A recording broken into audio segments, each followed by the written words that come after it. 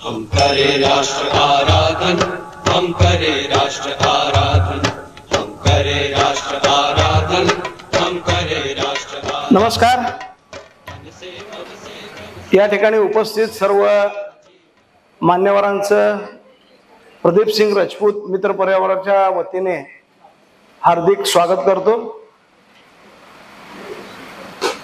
आजचा हा कार्यक्रम कशासाठी ठेवला याची एक आपल्याला थोडक्यात माहिती असावी की आपल्या सोलापूरचा सुपुत्र आमचा बालमित्र प्रदीप सिंग राजपूत यांनी अपराध्यांना 100 अपराध्यांना जन्मठेपी देऊन अनेक कुटुंबाला न्याय मिळवून दिला। आणि हा प्रदीप सिंग राजपूत कोण आहे, काय त्याची बॅकग्राऊंड आहे, कारण आम्हाला असं वाटलं होतं की या प्रदीप सिंगची जी पूर्ण प्रवास आहे तो अतिशय प्रेरणादायी प्रवास आहे। म्हणजे कुठल्या स्थितीतून कुठल्या घरातून कशा पद्धतीने आला आणि आज सोलापूर जिल्ह्याचा सरकारी वकील झाला आणि सरकारी वकील झाल्यानंतर 100 लोकांना जन्मठेपी आणि 2 लोकांना फाशी। म्हणजे जन्मठेपी झाल्या म्हणून सत्कार याचा भाग नाही आहे, तर 100 लोकांच्या कुटुंबाला त्यांनी न्याय मिळवून दिला।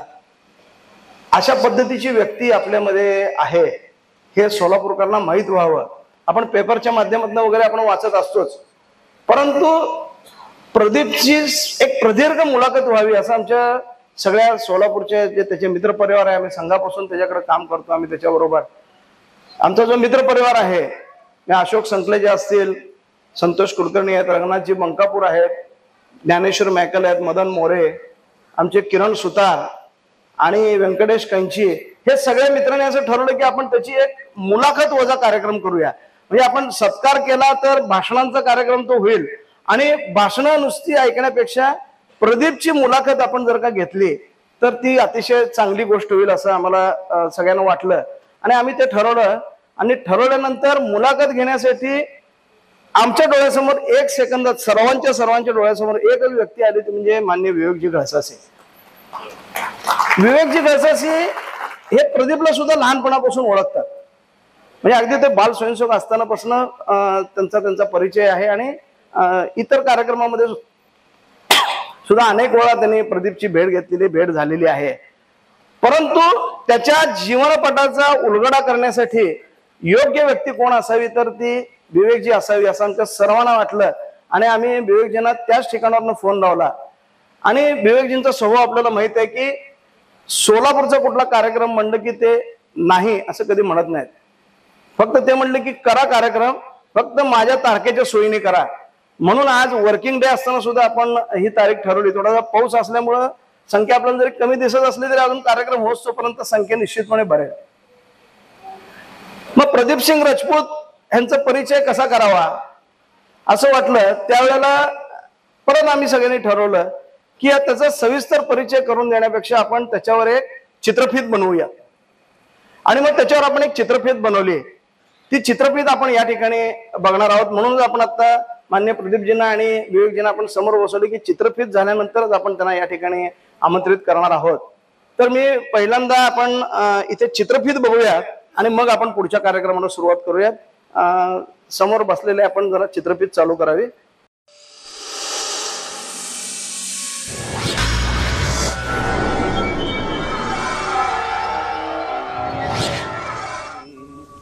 हम करे राष्ट्र आराधन, हम करे राष्ट्र आराधन, हम करे राष्ट्र आराधन, हम करे राष्ट्र आराधन। तन से मन से धन से तन मन धन जी हम करे राष्ट्र आराधन। राष्ट्र प्रथम ही भावना मनात खोलवर बिंबवून आपल्या आयुष्याची वाटचाल करत जिल्हा सरकारी वकील पदाच्या कार्यकालात 100 पेक्षा अधिक आरोपींना जन्मठेप तर दोघांना फाशीच्या शिक्षेपर्यंत पोहोचवण्याचा एक नवा विक्रम प्रस्थापित करून पीडितांना न्याय मिळवून देण्याचं पुण्यकर्म सोलापूरचे सुपुत्र प्रमुख जिल्हा सरकारी वकील प्रदीप सिंह राजपूत यांनी केला। एका सर्वसाधारण कुटुंबात दिनांक 6 सप्टेंबर 1973 रोजी पिताश्री मोहन सिंह आणि मातोश्री ललिताबाई यांच्या पोटी प्रदीप सिंह यांचा जन्म झाला। कर्नाटकातील गदग जिल्ह्यातील बेटगेरी गावात आजोळी जन्म झाल्यानंतर आईवडिलांनी त्यांना सोलापूरमध्ये आणलं. सोलापूरच्या लष्कर परिसरात पत्र्याच्या खोलीत असलेल्या समता मराठी विद्यालयात प्राथमिक तर वसंतराव नाईक हायस्कूलमध्ये 10वी पर्यंत शिक्षण झालं.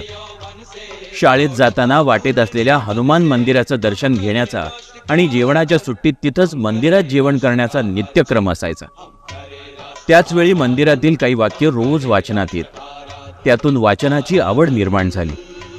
त्या वाचनाचा वक्तृत्व आणि निबंध स्पर्धांमध्ये लाभ झाला. अनेक बक्षिसं आणि प्रमाणपत्रासोबत शाबासकीही मिळत गेली. अपने अतीत को बढ़कर अपना इतिहास उलटकर अपने अतीत को बढ़कर. घरची परिस्थिती बेताचीच होती. शिक्षणासाठी पुस्तक वह्या घेण्याचीही त्यावेळी परिस्थिती नव्हती. म्हणूनच शाळा शिकत मिळेल ते काम करून मिळालेल्या पैशातून शिक्षणाची तरतूद केली. शालेय जीवनात असतानाच राष्ट्रीय स्वयंसेवक संघाच्या आचार विचार आणि संस्कारांचं आकर्षण होतं. स्वयंसेवकांसोबत झालेल्या किरकोळ वादातून संघाच्या शाखेत सहभागी होता आलं. संघाच्या शाखेतून आल्यानंतरच जीवन मिळेल असा वडिलांचा शिरस्ता होता. संघात गटनायक ते जिल्हा स्तरावरील सर्व जबाबदाऱ्या पार पाडता आल्या. राष्ट्रीय स्वयंसेवक संघाच्या शाखेतून चांगले संस्कार झाले आणि त्यातूनच आयुष्याला वेगळी कलाटणी मिळाली. हमने ही उसे दिया था सांस्कृतिक उच्च सिंहासन, मां जिस पर बैठी सुख से करती थी जग का शासन. विश्व हिंदू परिषदेचा जिल्हा मंत्री, बजरंग दलाचा जिल्हा संयोजक म्हणून काम करत असताना परिवारातील विविध प्रासंगिक जबाबदारीही पार पाडली. सन 1992 मध्ये राम मंदिरासाठी मोठी कारसेवा झाली.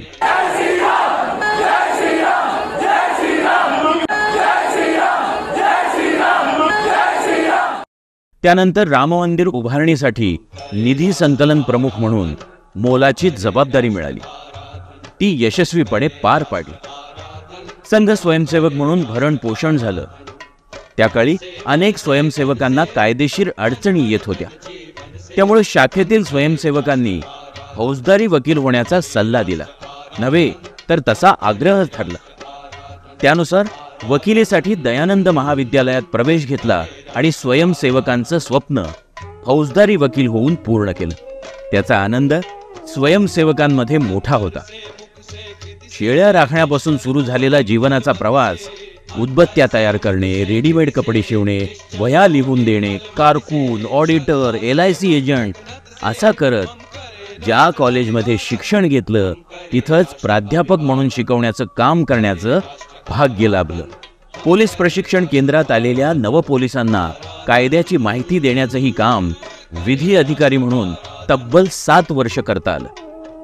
सोलापूर शहर जिल्ह्यातील न्यायालयात 28 वर्ष फौजदारी वकील म्हणून काम केल्यानंतर जिल्हा सरकारी वकील म्हणून शासनानं जबाबदारी दिली.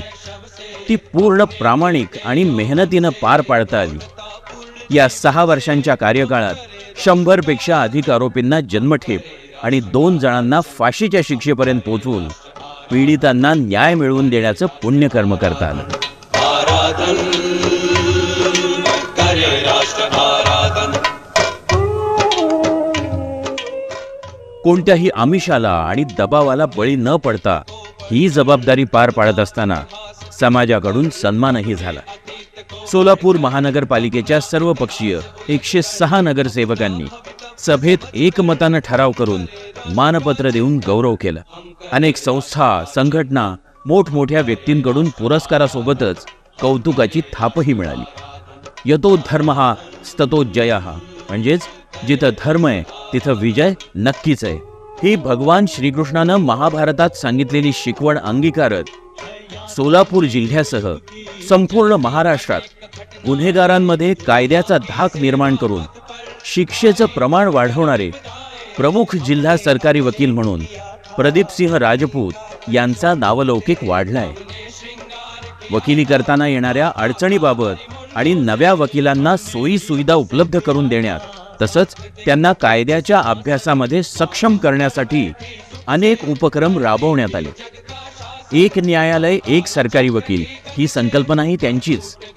सरकारी अधिकारी कर्मचाऱ्यांना काम करताना विनाकारण त्रास देणाऱ्यांवर कडक कारवाई करण्यासाठी पुढाकार अशा सर्वोत्कृष्ट कामगिरीसोबतच सोलापूर बार असोसिएशनचे उपाध्यक्ष आणि खजिनदार म्हणून जबाबदारी पार पाडली.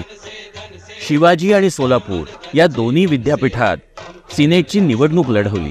तसंच सोलापूर जनता बँकेचं संचालक पद ही एक मोठी जबाबदारीही आली. हे प्रामाणिक यश पाहून आई, वडील, पत्नी, मुलगा यांना मोठा आनंद झाला होता. अशा एक एक पायरीवर परिश्रमानं पुढे चालत असतानाच कधी मनावरचा ताबाही सुटू दिला नाही. प्रामाणिकपणे काम करताना घरची आर्थिक परिस्थिती कायम बेताचीच. राहण्यासाठी घर नव्हतं, कामासाठी कार्यालय नव्हतं आणि बाहेर कामासाठी फिरायला वाहन नव्हतं. म्हणून घर, कार्यालय आणि वाहन घेताना वडिलांच्या जमापुंजीसोबतच सासरवाडीतील नातेवाईक आणि जिवलग मित्रांनी तसंच बँकांनी कर्जरूपी मदतीचा हात पुढं केला. जिल्हा सरकारी वकील बँकेचा संचालक असताना सहजच आर्थिक स्थिती चांगल्या पद्धतीनं सुधारता आली असती. पण संघ परिवाराची शिकवण, आई वडिलांचे संस्कार आणि व्यवसायातील प्रामाणिकपणा, त्यामुळेच आज 100 पेक्षा अधिक आरोपींना जन्मठेप तर 2 जणांना फाशीच्या शिक्षेपर्यंत पोहोचवताना मनात कोणाबद्दल आकस किंवा लालसा निर्माण झाली नाही. हम करे राष्ट्र का अर्चन, हम करे राष्ट्र आराधन, हम करे राष्ट्र आराधन, आराधन. या आजपर्यंतच्या प्रवासात उच्च शिक्षित असलेली पत्नी रेखा राजपूत यांनी चांगल्या वाईट प्रसंगात नेहमी साथ संगत केली. तर मुलगा ओंकार सिंह सध्या त्याचं शालेय शिक्षण सुरू आहे आणि त्याच्यावरही त्याचे आजी आजोबा आणि आई वडिलांचे संस्कार होत आहेत. हिंदू तनमन, हिंदू जीवन रगरग, हिंदू मेरा परिचय ही राष्ट्रतेज अटल बिहारी वाजपेयी यांची कविता प्रदीप सिंह यांची प्रेरणाच होती. त्यातूनच त्यांनी त्यांच्या आयुष्याची वाटचाल सुरू केली. ती सोलापूर प्रमुख जिल्हा सरकारी वकील आणि आता CBIचे विशेष सरकारी वकील म्हणूनही इमाने इतबारे काम करतायत. त्यांच्या या सत्कर्माला आणि राष्ट्रसेवेला सलाम, धन्यवाद.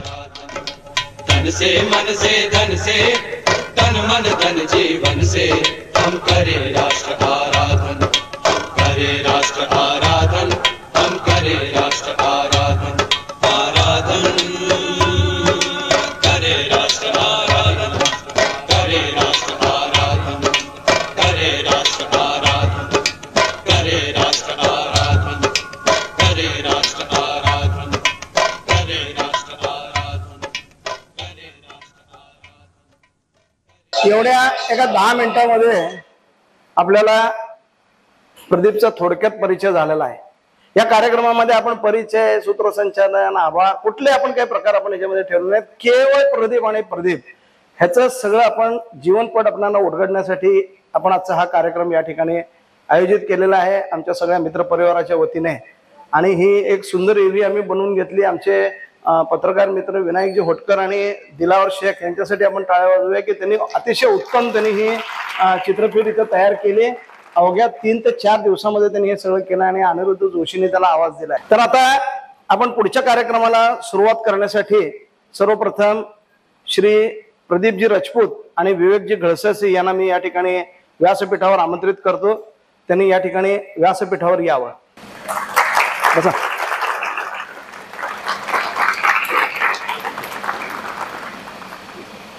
प्रदीप जिल्हा सरकारी वकील झाल्यानंतर आम्हाला खूप आनंद झाला होता. आम्ही सगळे मित्र परिवार भेटून गप्पा गोष्टी सगळ्या केल्या आणि असं वाटलं होतं की काय काय करणार आता हा पुढे. आणि मला असं वाटतं की सरकारी वकिलाची मुदत ही 2 वर्ष असते माझ्या अंदाजाने. परंतु त्याच्या नशिबामध्ये असं आहे की त्यांनी त्याच्यात सुद्धा रेकॉर्ड केलं की त्याच्यामध्ये 6 वर्ष तो आता सरकारी वकील म्हणून राहिलेला आहे. आणि 6 वर्ष राहण्याचं सुद्धा रेकॉर्ड आहे. म्हणजे 100 जन्मठेपी झाल्या त्या देशभरामध्ये इतक्या प्रमाणावर जन्मठेपीचं एक रेकॉर्ड त्यांनी या ठिकाणी केलं. आणि तसंच 6 वर्ष जिल्हा सरकारी वकील राहण्याचं सुद्धा रेकॉर्ड त्यांनी इथं केलं. या कार्यक्रमामध्ये सर्वप्रथम आपण आमचा सगळा जो मित्रपरिवार आहे त्या सगळ्यांच्या वतीने आम्ही पहिल्यांदा विवेकजींचं इथं स्वागत सत्कार करतो. मी आमच्या सर्व मित्रपरिवाराला इथं आमंत्रित करतो. रंगनाथजी बंकापूर, मिलिंदजी फडके, अशोक संकलेजा, व्यंकटेश कंची, हे सगळेजण येथील मदन मोरे आहेत, ज्ञानेश्वरजी मॅकल आहेत, किरणजी सुतार आहेत, या सगळ्यांनी मिळून माननीय विवेकजींचा सत्कार सोलापुरी बुके आणि शाल देऊन करावा.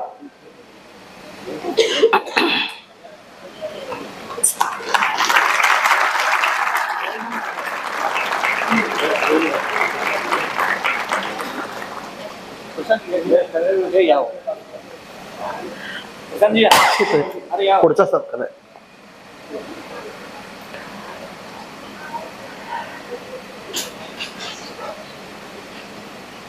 माननीय विवेकजींचं आमच्यावर आणि सोलापूरवर प्रेम आहे.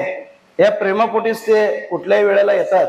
आता म्हणजे आता कार्यक्रम हा झाल्यानंतर त्यांना परत मी हे करेन आणि दिवाळीची तारीख त्यांच्याकडनं घेऊन ठेवेन. दिवाळीला आपण पहाटे करत असतो कार्यक्रम, त्याची तारीख पण त्यांच्याकडनं घेऊन ठेवेन. यानंतर प्रदीपसिंग राजपूत यांचा सत्कार आमच्या सगळ्या मित्रपरिवाराच्या वतीने आमचे सगळे मित्र करतील. पुष्पहार आणि शाल देऊन त्यांचा सत्कार करतील. हे जे सगळे आमचा मित्रपरिवार आहे हे बालपणापासून आम्ही प्रदीपच्या बरोबर काम करत आलेलो किंवा तो आमच्या बरोबर काम करत आलेला आहे आणि सगळ्यांनी मिळून असं ठरवलं की आपण प्रदीपचा सत्कार चांगला जोरात करूया आणि म्हणून मग तसा हारबीरपणा तसा मोठा आणला. असं म्हणतात की प्रत्येक यशस्वी पुरुषाच्या मागे एक स्त्री असते आणि खरंच प्रदीपला सहकार्य करण्यामध्ये त्यांच्या पत्नी इथे आहेत, त्यांचे चिरंजीव पण आहेत ओंकारजी. त्यांनाही या ठिकाणी आपण 2 मिनिटांसाठी इथे वर बोलवूयात. हम करे राष्ट्र आराधन, हम करे राष्ट्र आराधन, हम करे राष्ट्र आराधन, हम करे राष्ट्र आराधन.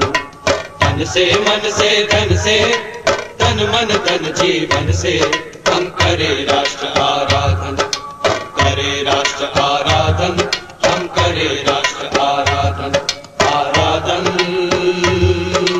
करे राष्ट्र आराधन.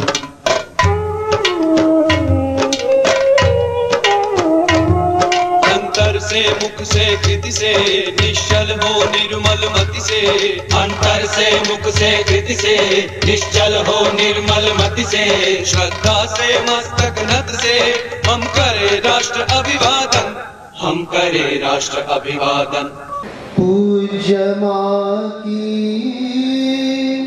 अर्चना का एक छोटा उपकरण हूँ. पूज्य माँ की अर्चना का एक छोटा उपकरण हूँ. उच्च है वह शिखर देखो, मैं नहीं वह स्थान लूंगा. और चित्रित भित्ति का है, मैं नहीं शोभा बनूंगा. पूज्य है यह मातृ मंदिर, नींव का मैं एक कण हूँ. पूज्य माँ की अर्चना का एक छोटा उपकरण हूँ. मुकुट माँ का जगमगाता, मैं नहीं सोना बनूंगा. जगमगाते रत्न देखो, मैं नहीं हीरा बनूंगा. पूज्य माँ की चरण रज का एक छोटा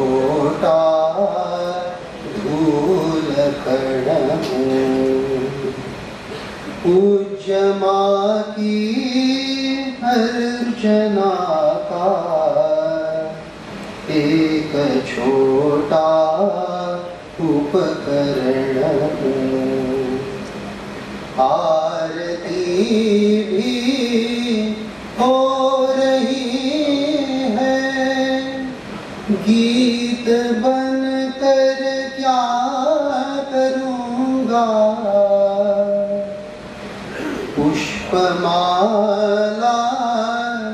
चढ़ रही है, फूल बनकर क्या करूँगा। मालिका का एक तंतु, गीत का मैं एक स्वर हूँ। पूज्य माँ की अर्चना का एक छोटा उपकरण हूँ। पूज्य माँ की अर्चना का एक छोटा उपकरण हूँ। हा मला मोठा पुष्पहार जेव्हा प्रदीपजींना भेट केला जात होता, तेव्हा अनायास मला स्वर्गीय अटलजींचा एक प्रसंग आठवला.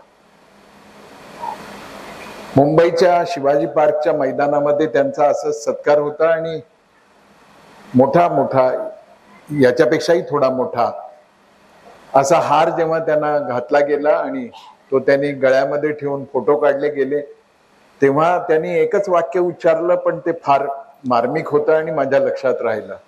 ते म्हणाले की मुझे अब पता चल रहा है कि भगवान की मूर्तियां पत्थर की क्यों होती है, इतना बोझ वो सहन नहीं सकते. मी प्रदीपजींची अडचण ओळखली की त्यांना एकट्याला हा बोझ सहन झाला नसता, म्हणून वहिनींनाही बोलवलं, त्यांच्या चिरंजीवांनाही बोलवलं आणि मला आपल्यापैकी अनेक जणांच्या हातामध्ये पुष्पगुच्छ दिसत आहेत. सगळ्यांना उत्सुकता आहेच की आपण या निमित्तानं आपल्या एका आप्ताचं कौतुक करावं, त्याचं अभिनंदन करावं. सोलापूर जनता सहकारी बँकेची टीम पण उत्सुक आहे. पण कार्यक्रमाचा एक प्रोटोकॉल म्हणून पसायदान झाल्यानंतर प्रदीपजी इथे थांबतील आणि नंतर आपण सगळ्यांनी आपल्या व्यक्तिगत भावना त्यांच्या प्रती ज्या आहेत त्या व्यक्त करायच्या. प्रशांतजींनी सांगितलं की सोलापुरात यायचं निमित्तच मी शोधत असतो. त्याचं एक कारण आहे की सर्व ठिकाणी असे यापेक्षा कमी अधिक कार्यक्रम होत असतात, देशभर होत असतात, पण सोलापूरमध्ये जी एक जिवंतपणाची जाणीव असते, ती जाणीव फार क्वचित ठिकाणी अनुभवाला येते. आता आजचा हा कार्यक्रम आपल्या मित्राचं कौतुक करण्यासाठी मित्रांनी एकत्र येणं आणि एक सोहळा साजरा करणं ही खरोखर जिवंतपणाची गोष्ट आहे.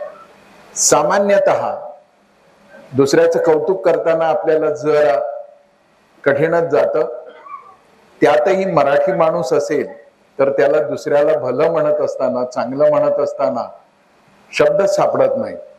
शिवी द्यायची असेल तर मात्र तो एका झटक्यात तयार होतो शिवी द्यायला, पण चांगलं म्हणायला जरा त्रास होतो. आपण चित्रफित पाहिली, ती पाहत असतानाही माझ्या मनामध्ये अनेक प्रश्न निर्माण झाले. इकडे आता मी चर्चा करत असताना मी म्हटलं की मी लेखी प्रश्न आणणार नाही, तुम्ही कसल्या उत्तराची तयारी करू नका.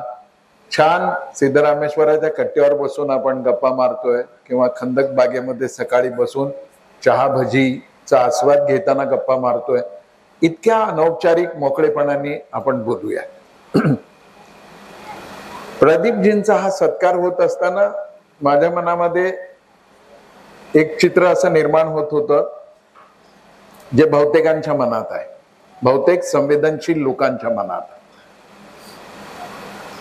संपूर्ण देशभर विशेष करून न्याय प्रणालीबद्दल एक विमर्श निर्माण होतो आहे, एक धारणा बनते आहे आणि ती निष्कारण बनते असं मानायला जागा नाहीये. ज्या तऱ्हेनं गेल्या काही वर्षामध्ये सारी न्याय प्रणाली खालच्या कोर्टापासून सर्वोच्च न्यायालयापर्यंत ज्या तऱ्हेनं निर्णय देते, निर्णय प्रक्रिया करते, ज्याला न्याय निवाडा करणं म्हणणं जरा मला जड वाटतंय, ते निकाल देतात. न्याय असतोच असं नाही. फार विचित्र स्थिती आहे. म्हणजे या देशात सामान्य माणसाला न्याय मिळणं ही भयंकर अवघड गोष्ट आहे. अशी स्थिती राहिली तर येत्या काळात अशक्य गोष्ट आहे. आज सकाळी जेव्हा आम्ही चर्चा करत होतो की 2 जणांना फाशी दिली, तेव्हा मी म्हटलं की अरे झाली का त्यांची फाशी? तेव्हा विनायकने मला सांगितलं की नाही, फाशीची वेटिंग लिस्ट आहे. याचा अर्थ कन्व्हिक्ट झालाय पण एक्झिक्युशन नाही आहे. इथपासून गेल्या काही दिवसातले सर्वोच्च न्यायालयाचे निकाल पाहिल्यानंतर तर लोकशाही आणि न्याय याच्यावर विश्वास ठेवणाऱ्या माणसांना अंधाराशिवाय दुसरं काही दिसतच नाहीये. इथे अतिशय प्रामाणिकपणाने आपल्याला न्याय मिळावा म्हणून आयुष्याचे आयुष्य, मी पुन्हा एकदा हा शब्द वापरतो, आयुष्याचे आयुष्य खर्च करणाऱ्याला न्यायालयाच्या कक्षामध्ये प्रवेशही मिळत नाही, पण देशद्रोह्यांसाठी मात्र मध्यरात्री न्यायालय उघडलं जातं, तेही सर्वोच्च न्यायालय. याच्यापेक्षा न्याय प्रणालीचं पतन कुठलं असू शकत नाही. जेवढी वरची न्यायालय, तिथल्या न्यायाधीशांना तर असं वाटतं की ईश्वरानंतर आपणच आहोत जगाच्या पाठीवर. त्यांचा कायदा निर्मितीच्या प्रक्रियेत होत असलेला अनावश्यक हस्तक्षेप हा सुद्धा खूप चिंतेचा विषय आहे.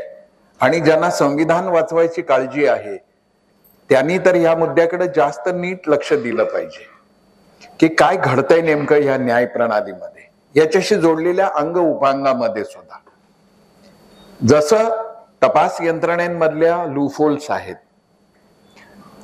काही निर्माण होत आहेत, काही मुद्दाम ठेवल्या जात आहेत, काही जणांना कसं सोडता येईल याचा विचार करून ठेवल्या जात आहेत. आणि याच्यामध्ये कुठलाही मधला स्तर अपवाद नाहीये, हे नीट लक्षात घेतलं पाहिजे. सर्वोच्च न्यायालयामध्ये तर पूर्वी जसं तीर्थक्षेत्रामध्ये आपल्याकडे अशी स्थिती असते की काही पौरोहित्य पुजारी पण करणारे तिथले वतनदार जे असतात त्यांची काही कुटुंब असतात आणि मग वर्षभर पूजेचा मान त्या कुटुंबांना मिळत असतो.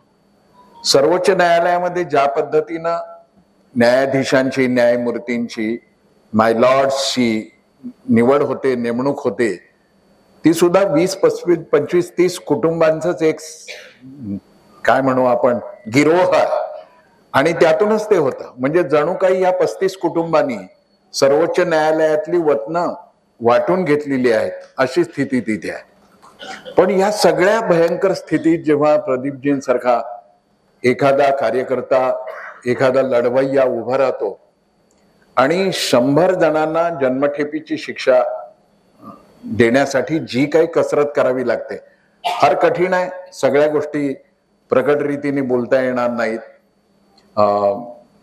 पण त्या बोलल्या पाहिजेत, बोलण्याची वेळ आली आहे.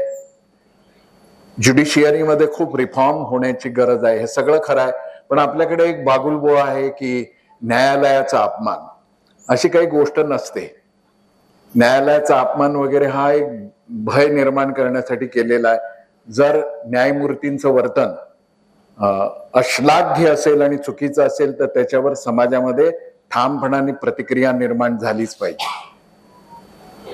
सरकारी यंत्रणेने, तपास यंत्रणेने दिलेल्या हजारो पृष्ठांना मला वाचायला वेळ नाही म्हणून अशी एखादी न्याय देणारी व्यक्ती एकतर्फी एखाद्या गुन्हेगाराला, आरोपीला जामीन देऊन टाकते आणि हे आर्ग्युमेंट देते की इतकं सगळं वाचायला माझ्याकडे वेळ नाही. आश्चर्याची गोष्ट आहे. जर तपास यंत्रणेचा चार्जशीटच वाचायला न्यायाधीशाकडे वेळ नसेल आणि ते न वाचता अगदी संध्याकाळी कोर्टाची वेळ संपता जर जामीन दिला जात असेल आणि दुसऱ्या दिवशी 2 सुट्ट्या लागोपाठ येत आहेत याचा विचार करून जामीन दिला जात असेल तर सामान्य माणसाला न्याय मिळणं कठीण आहे. या पार्श्वभूमीवर या कार्यक्रमाचं मोल मला आणखीन विशेष वाटतं. मित्रांना तर कौतुक असणारच आहे, पण या कौतुकामध्ये हा संदर्भ जेव्हा मी लक्षात घेतो तेव्हा मला प्रदीपजींचा संघर्ष खूप जास्त जाणवायला लागतो.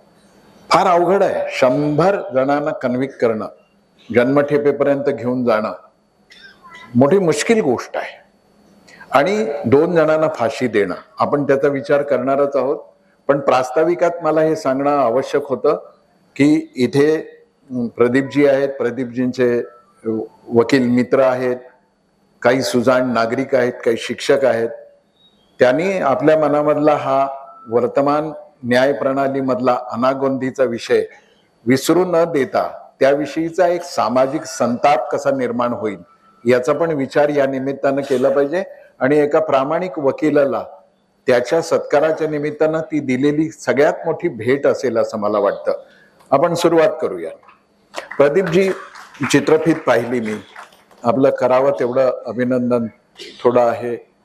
त्याचं कारण असं की इथं काही पालक पण आहेत, काही लहान मुलांचे छान आवाज पण येत आहेत. एक अशी कल्पना असते की मुलाला स्वतंत्र स्टडी, त्याला फळं, दूध, महागड्या ट्युशन्स, खूप साऱ्या फॅसिलिटीज, एज्युकेशनल इक्विपमेंट्स, जे जे काही पुरवायचं आहे त्यांनीच शिकता येतं आणि ज्ञान घेता येतं.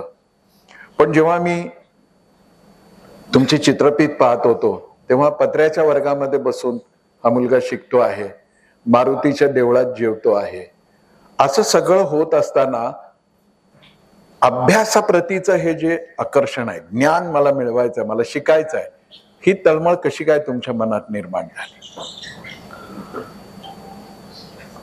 1ली ते 4थी मला काय एवढं ज्ञान नव्हतं. आपल्या सगळ्या मुलांबरोबर जसं चालेल तसं शिकत होतो.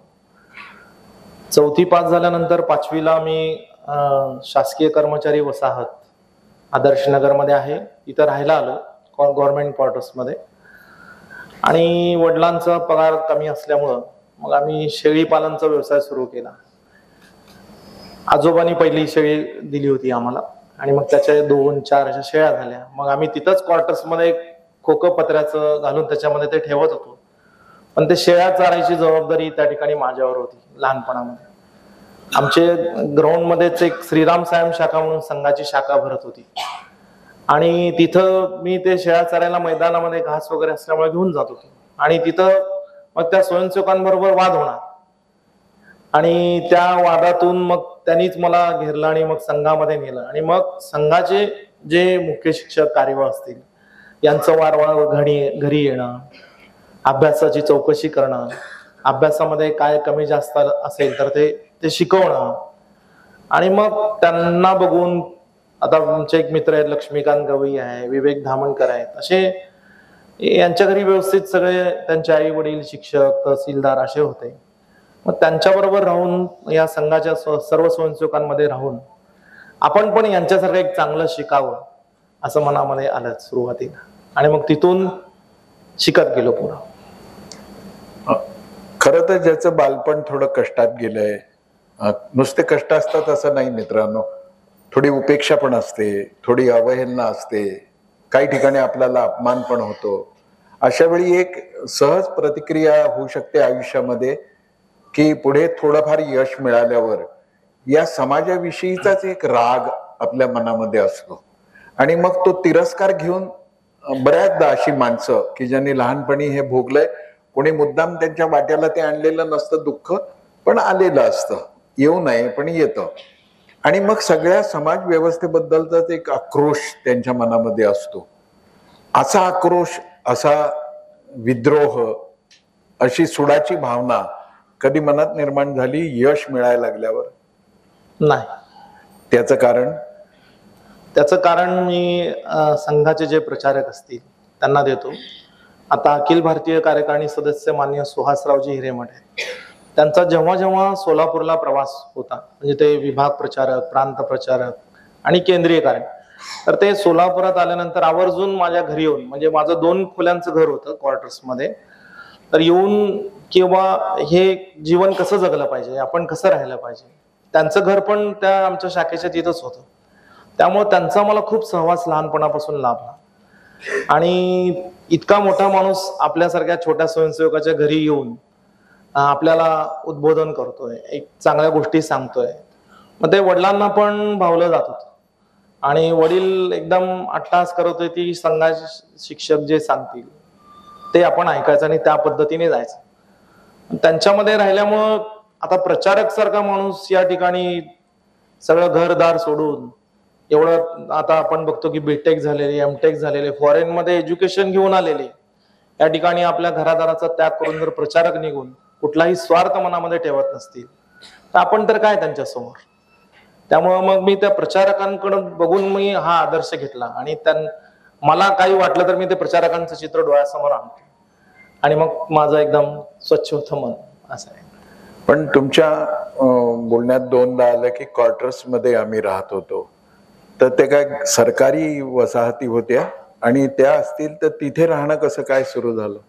वडील माझे नॅशनल हायवे मध्ये सुरुवातीला चौकीदार होते, त्यानंतर शिपाई म्हणून त्यांचं प्रमोशन झालं आणि मग आम्हाला त्या वडील सरकारी नोकर असल्यामुळं ते शासकीय कर्मचारी वसाहत मध्ये आम्हाला त्या ठिकाणी क्वार्टर्स मिळाले. पण मग तिथे तुम्हाला अभ्यासाची बाकीची सगळी व्यवस्था अशी सहजपणाने घडत होती? नाही, तिथं मला अभ्यासाला 2च खोल्या होत्या, एक किचन रूम आणि एक लिव्हिंग रूम असं, आणि बाकी पूर्ण कॉलनी असल्यामुळे खूप गोंधळ, सगळे लहान मुलं हे ते असं होत होतं.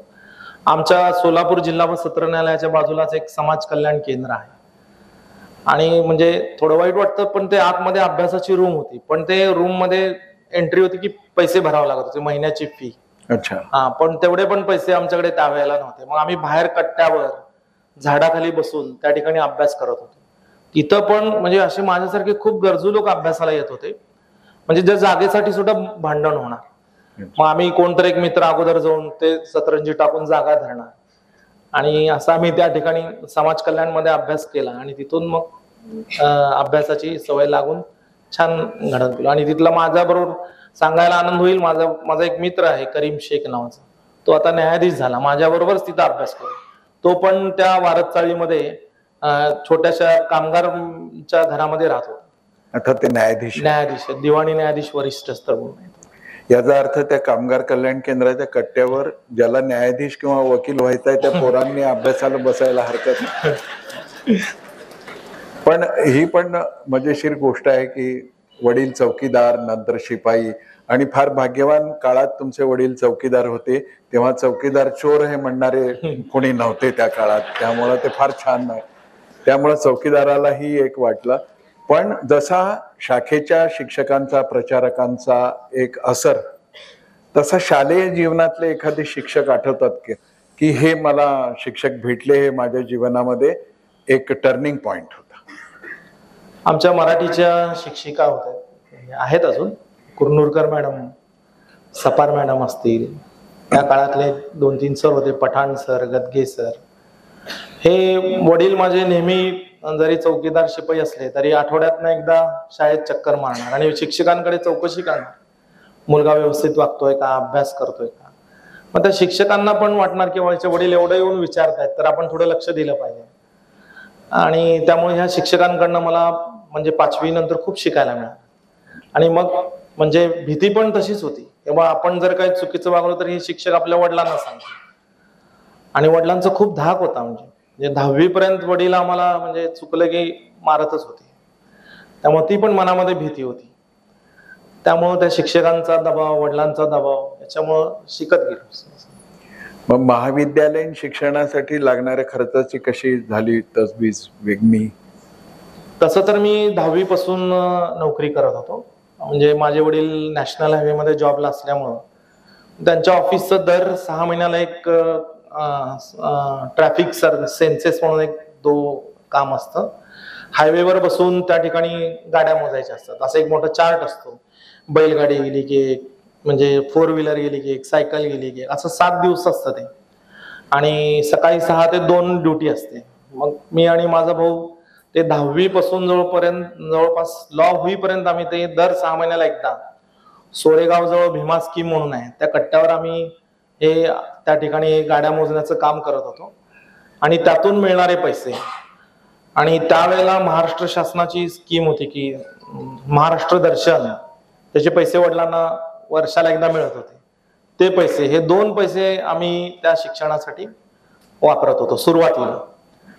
मग महाविद्यालयात गेल्यानंतर 12वी ज्या वेळेला मी पास झालो त्यावेळेला आमच्या भागातले नगरसेवक डॉक्टर इक्बाल रायलीवाला भाजपचे नगरसेवक होते. त्यांनी मला महानगरपालिकेत रोड कारकून म्हणून जॉब लावला. त्यावेळेला सिटी इंजिनियर माझ्या मते औरंगाबादकर होते. ते जायचं तिथं सकाळी 4-5 कामगार देणार ते आपल्याला ज्यांचे ज्यांचे कंप्लेंट्स असतील तिथं त्या कामगारांना घेऊन जायचं खड्डे बुजवणं वगैरे वगैरे सुपरविजन सारखं काम होतं. असं ते 1-2 वर्ष केलं त्या ठिकाणी. असं महाविद्यालयीन शिक्षण करत असतानाच असं कामकाज करत शिक्षण पूर्ण केलं त्याच्यामध्ये. म्हणजे एका अर्थाने ही तुमची अलग पद्धतीची कमवा आणि शिका अशीच योजना होती. आणि हे वाहन काम मोजायची असतात म्हणे ते रस्त्याची झीज किती होते त्याच्यावरून ते किती वाहन गेल्यानंतर किती झीज होते हे नॅशनल हायवे ठरवत असतं. माझं दर 6 महिन्याला 6 ते 2, 2 ते 8 आणि 8 ते 6 अशा शिफ्ट मध्ये ते काम करून घेत होते. मग ते चार्ट सगळे PWD ला सबमिट केल्यानंतर त्याच्यावरून ते रस्ता कधी रिपेरी करायचा पुन्हा किंवा नवीन कधी बनवायचा याचा हिशोब करून त्यांच्यासाठी ते उपयोगी ठरत. मला काय वाटलं दत्ता अण्णा टोल नाके देण्याच्या आधी जसं ते मोजतात ना की मग ती इतकी वाहनं दाखवतात की टोलचा आकडा फार मोठा होतो आणि नंतर मात्र निम्म्याला निम्मे असतात. अशी काही चतुराई तेव्हा नव्हती. चांगली माणसं होती त्यावेळेला. असं संघाचं काम करत असताना आजूबाजूला हे छान वाक्य नाही मी उच्चारतोय ते कारण का असा आपण कधी विचार करत नाही संघ म्हणून. पण समाजातला जो वर्ग संघाशी जोडला गेलेला नाही त्यांना तर संघाचं एक वेगळंच चित्र त्यांच्या डोक्यात होतं. तर ते म्हणायचे नाही का की यांच्या नादाला कुठे लागला प्रदीप. तर त्यावेळेला तुम्ही त्यांना कसं समजावून सांगत होता? सुरुवातीला तेवढा काय विरोध होत नव्हता पण ज्या वेळेला जनता बँकेच्या निवडणुकीमध्ये मी पडलो इलेक्शन मध्ये त्यावेळेला खूप लोक मला म्हणले आम्ही तुला म्हणत होतो हे असं नसतं ते वेगळं असतं वगैरे वगैरे वगैरे. वेगळं असतं म्हणजे बामणांचं असतं. मी तसं बोलू शकत नाही. तुम्ही नका बोलू.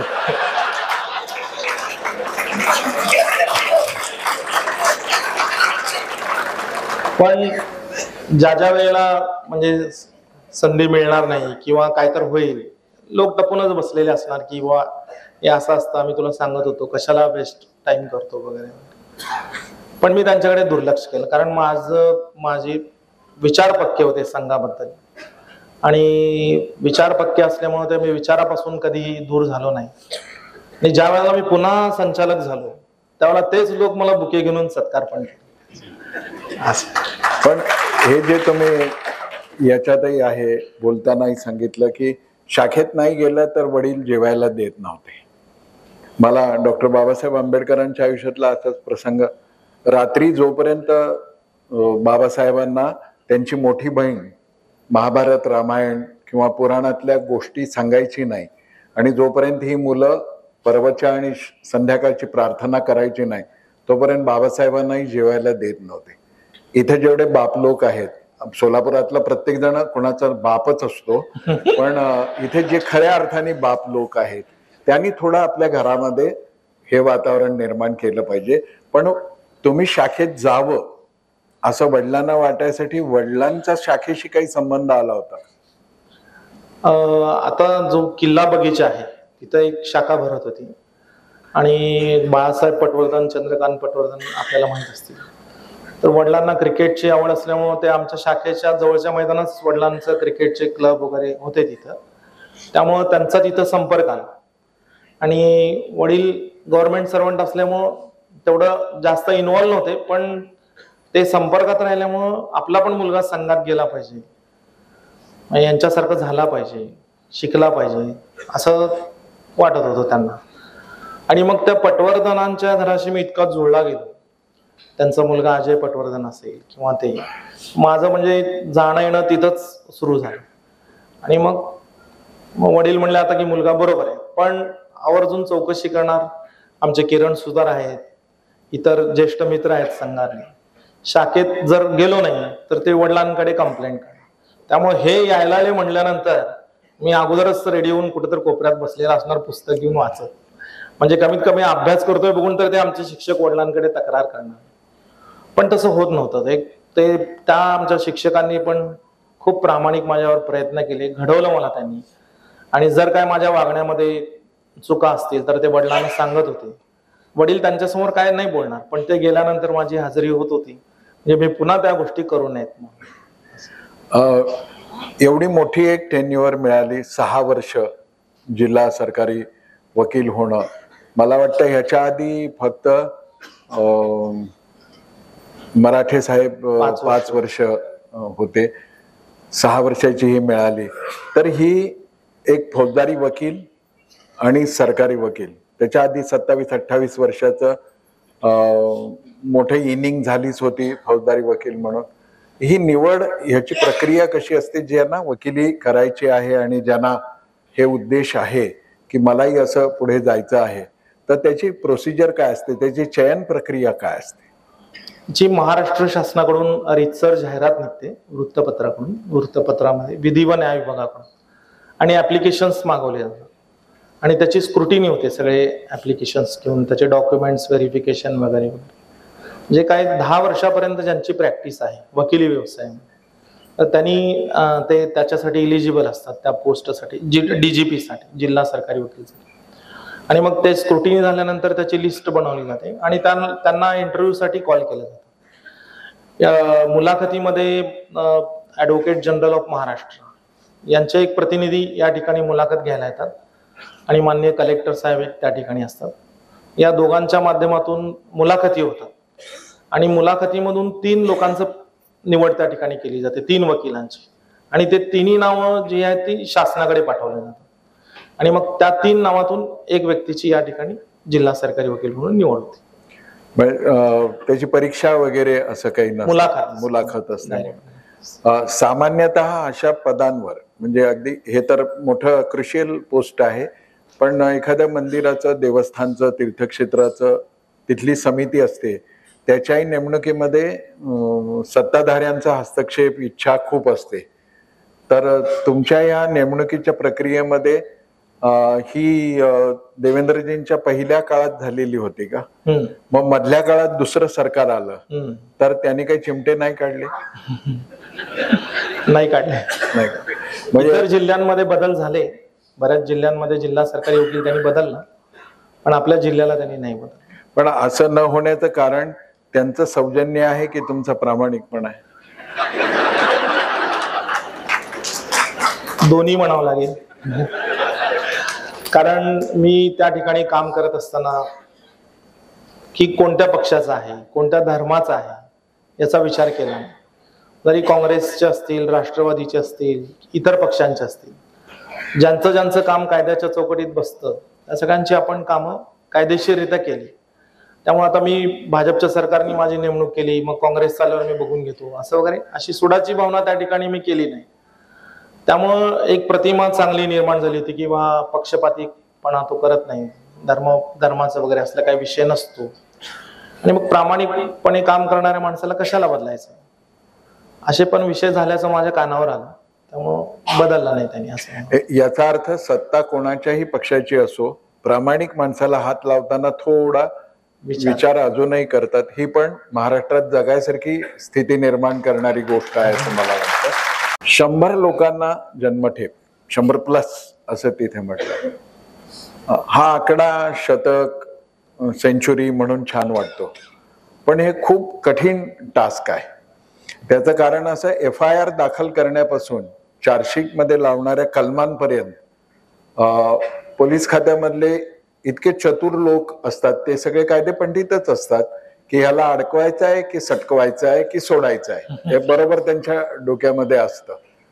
तर या यंत्रणेलाही तुमच्या प्रामाणिकपणाला अनुकूल करून घेण्यासाठी तुम्हाला किती शीर्षासनं करावी लागली?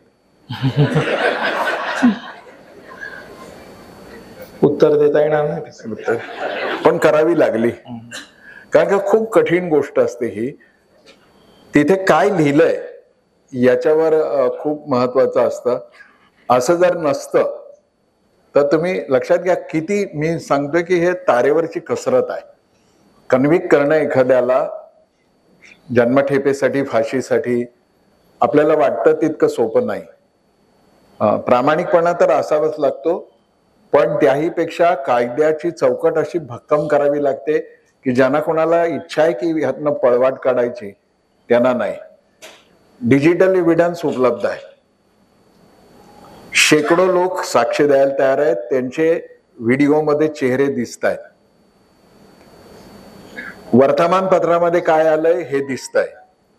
असं असून सुद्धा सरतन से जुदा अशी घोषणा देववणाऱ्या एका उन्मत्त माणसाला राजस्थानच्या हायकोर्टने निर्दोष सोडलं पुराव्याअभावी. आत्ताची घटना आहे.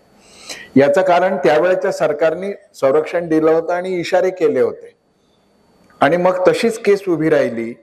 आणि इतके सगळे पुरावे असून एक चिस्ती नावाचा आरोपी हा सुटतो आणि तो नुसता सुटतो एवढ्यापर्यंत चिंता नव्हती. जणू काही इंद्रपद प्राप्त झालंय असं त्याचं न्यायालयाबाहेर स्वागत होतं. हे सगळं बघितलं की लक्षात येतं की प्रामाणिक माणसाला काय काय भोगावं लागत असेल. प्रामाणिकपणाने काम करताना दोन गोष्टी येतातच समोर. एक, जे कन्व्हिक्ट होण्याची शक्यता आहे आणि ज्यांना कळलंय की आता हा काही माणूस आपल्याला सोडत नाही, ते सामदाम दंडभेद वापर करतच असतील. तर असा एखादा प्रसंग आठवतो का की जेव्हा त्यांनी खूप प्रेशर आणलंय, म्हणजे जीवावर उठणं म्हणतो आपण सरळ बोली भाषेत, असं काही घडतं का? आणि त्यावेळेला आपलं मोरॅल टिकून ठेवण्यासाठी कोणती शक्ती काम करते? असे खूप खूप प्रसंग येतात की सामनाम दंडभेद वापरायचा प्रयत्न करतात. दंडभेद नंतर असतो, पहिल्यांदा त्या ठिकाणी सामाचा उपयोग केला जातो आणि ओळख पाळख काढून किंवा हा कोणाचा ऐकतो, काय ऐकतो याचा अभ्यास करतात ते लोक आणि त्यांच्या माध्यमातून अप्रोच होऊन काय ऍडजस्ट होतो का, काय फेवरिझम मिळतं का याचा प्रयत्न करतात. आणि ते नाही झाल्यानंतर मग पुढचे दोन प्रयोगांचा वापर केला जातो.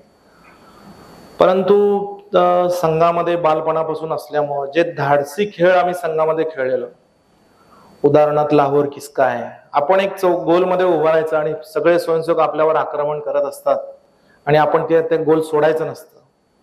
हे ते प्रेरणादायी की आमची भूताची गल्ली, आपण एकटे पळत जायचं त्या सगळ्यांमधून, चोर पोलीस असेल, शिवाजी म्हणतो असेल, अशा खेळातून जी धाडसी प्रवृत्ती निर्माण झाली, कोणापुढेही न झुकणं, तर ती प्रवृत्ती मला आज कामाला येते. आणि मी सगळं श्रेय त्या प्रवृत्तीला जे संघामध्ये जे धाडसी खेळ शिकवले जातात, मनामध्ये जे धाडस निर्माण होतं, भीती निघून जाते, कुठल्याही परिस्थितीची सामना करण्याची तयारी त्या ठिकाणी स्वयंसेवकांकडून केली जाते. तर त्या तयारीमुळे मी आज या ठिकाणी किती जरी मला दादा असेल, किती जरी मोठा असेल, कसले पण फोन केले, कसले पण धमक्या दिले, आपण त्यांना आजपर्यंत भीक घातलेली आहे. आणि राहिला विषय आर्थिक गोष्टीचा, माझी एक पत्नी, एक मुलगा आहे, यांचं पण मला खूप म्हणजे खूप मला अभिमान वाटतो की त्यांनी मला आजपर्यंत अशी कुठली वस्तू मागितली नाही. म्हणजे लग्न झाल्यापासून सण आलं, हे वस्तू द्या, ते वस्तू द्या. आणि आमच्या गरजा मर्यादित असल्यामुळे 10 ते 15,000 मध्ये आमचं घर चालतं. त्यामुळं कधी आर्थिक गोष्टीचा विषय आलेला नाही आजपर्यंत. आणि सरकार चांगला पगार देतं, त्यामुळे गरजा मर्यादित असल्यामुळं संघ प्रचारकांचं जीवन आम्ही रोज बघतो, आज पण त्यांचं माझ्याकडे येणं जाणं असतं. त्यामुळं चैनीच्या वस्तू असाव्यात असं कधी वाटलेलं नाही. पण जेव्हा गव्हर्नमेंट क्वार्टर सोडून आता बाहेर पडायची वेळ आली, तेव्हा तर तुमचे खिसे रिकामे होते, जवळ पैसे नव्हते, जी काही थोडीफार जमा असेल, आणि वडिलांचा स्वभाव म्हणजे ते या काळातले करणंच होते ना. म्हणजे 1 रुपया कमवला तर 1.25 रुपये ते खर्च करायचे. आणि बेगानी शादी में अब्दुल्ला दिवाना म्हणतात ना, तसं दुसऱ्याच्या लग्नाच्या बैठकीमध्ये ते बसले असतील समाजातल्या, आणि थोडं काहीतरी देण्या घेण्यावरून तुटायला लागलं तर ते म्हणायचे ठीक आहे, नवरदेवाला घड्याळ पाहिजे ना, मी देतो. यांच्याकडे खिशात काहीच नाही पण मी देतो म्हणणार. कपडे पाहिजेत का, मी देतो म्हणणार. असे वडील आणि प्रामाणिकपणा, संघसंस्कार यातून उभे राहिलेले तुम्ही, तर तुम्ही पहिल्यांदा घर घ्यावं लागलं त्याची व्यवस्था कशी झाली? मी लहानपणापासून जे काम केलं मी ते पैसे कधीच घरी दिलो नाही, म्हणजे मी प्रामाणिकपणे सांगतो, कारण वडिलांचा स्वभाव मला माहित होता. मी जर हे पैसे वडिलांकडे दिलो तर ते वडील कधी संपवतील याचा मला म्हणजे ठाम नव्हता. कारण नेहमी वडील त्यांच्या विविध ह्याच्यातून हे कर्ज काढ, सोसायटी काढ, हे काढ, असं ते सारखं कर्जाचं डोंगर वडिलांवर असणारच.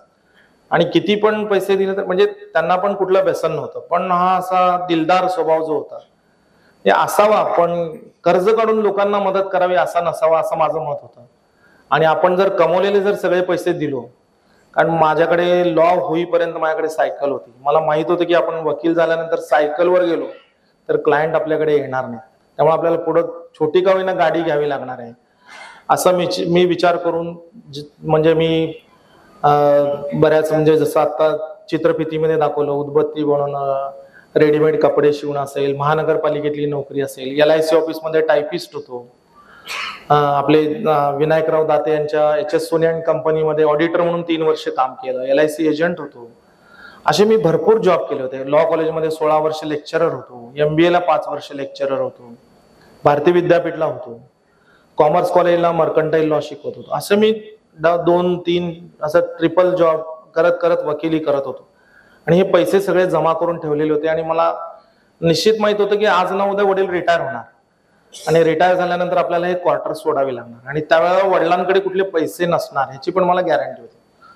त्यामुळे वडिलांची सेवानिवृत्ती झाल्यानंतर मी काय बोललो नाही वडिलांना, बघू किती दिवस राहतात असंच म्हणून.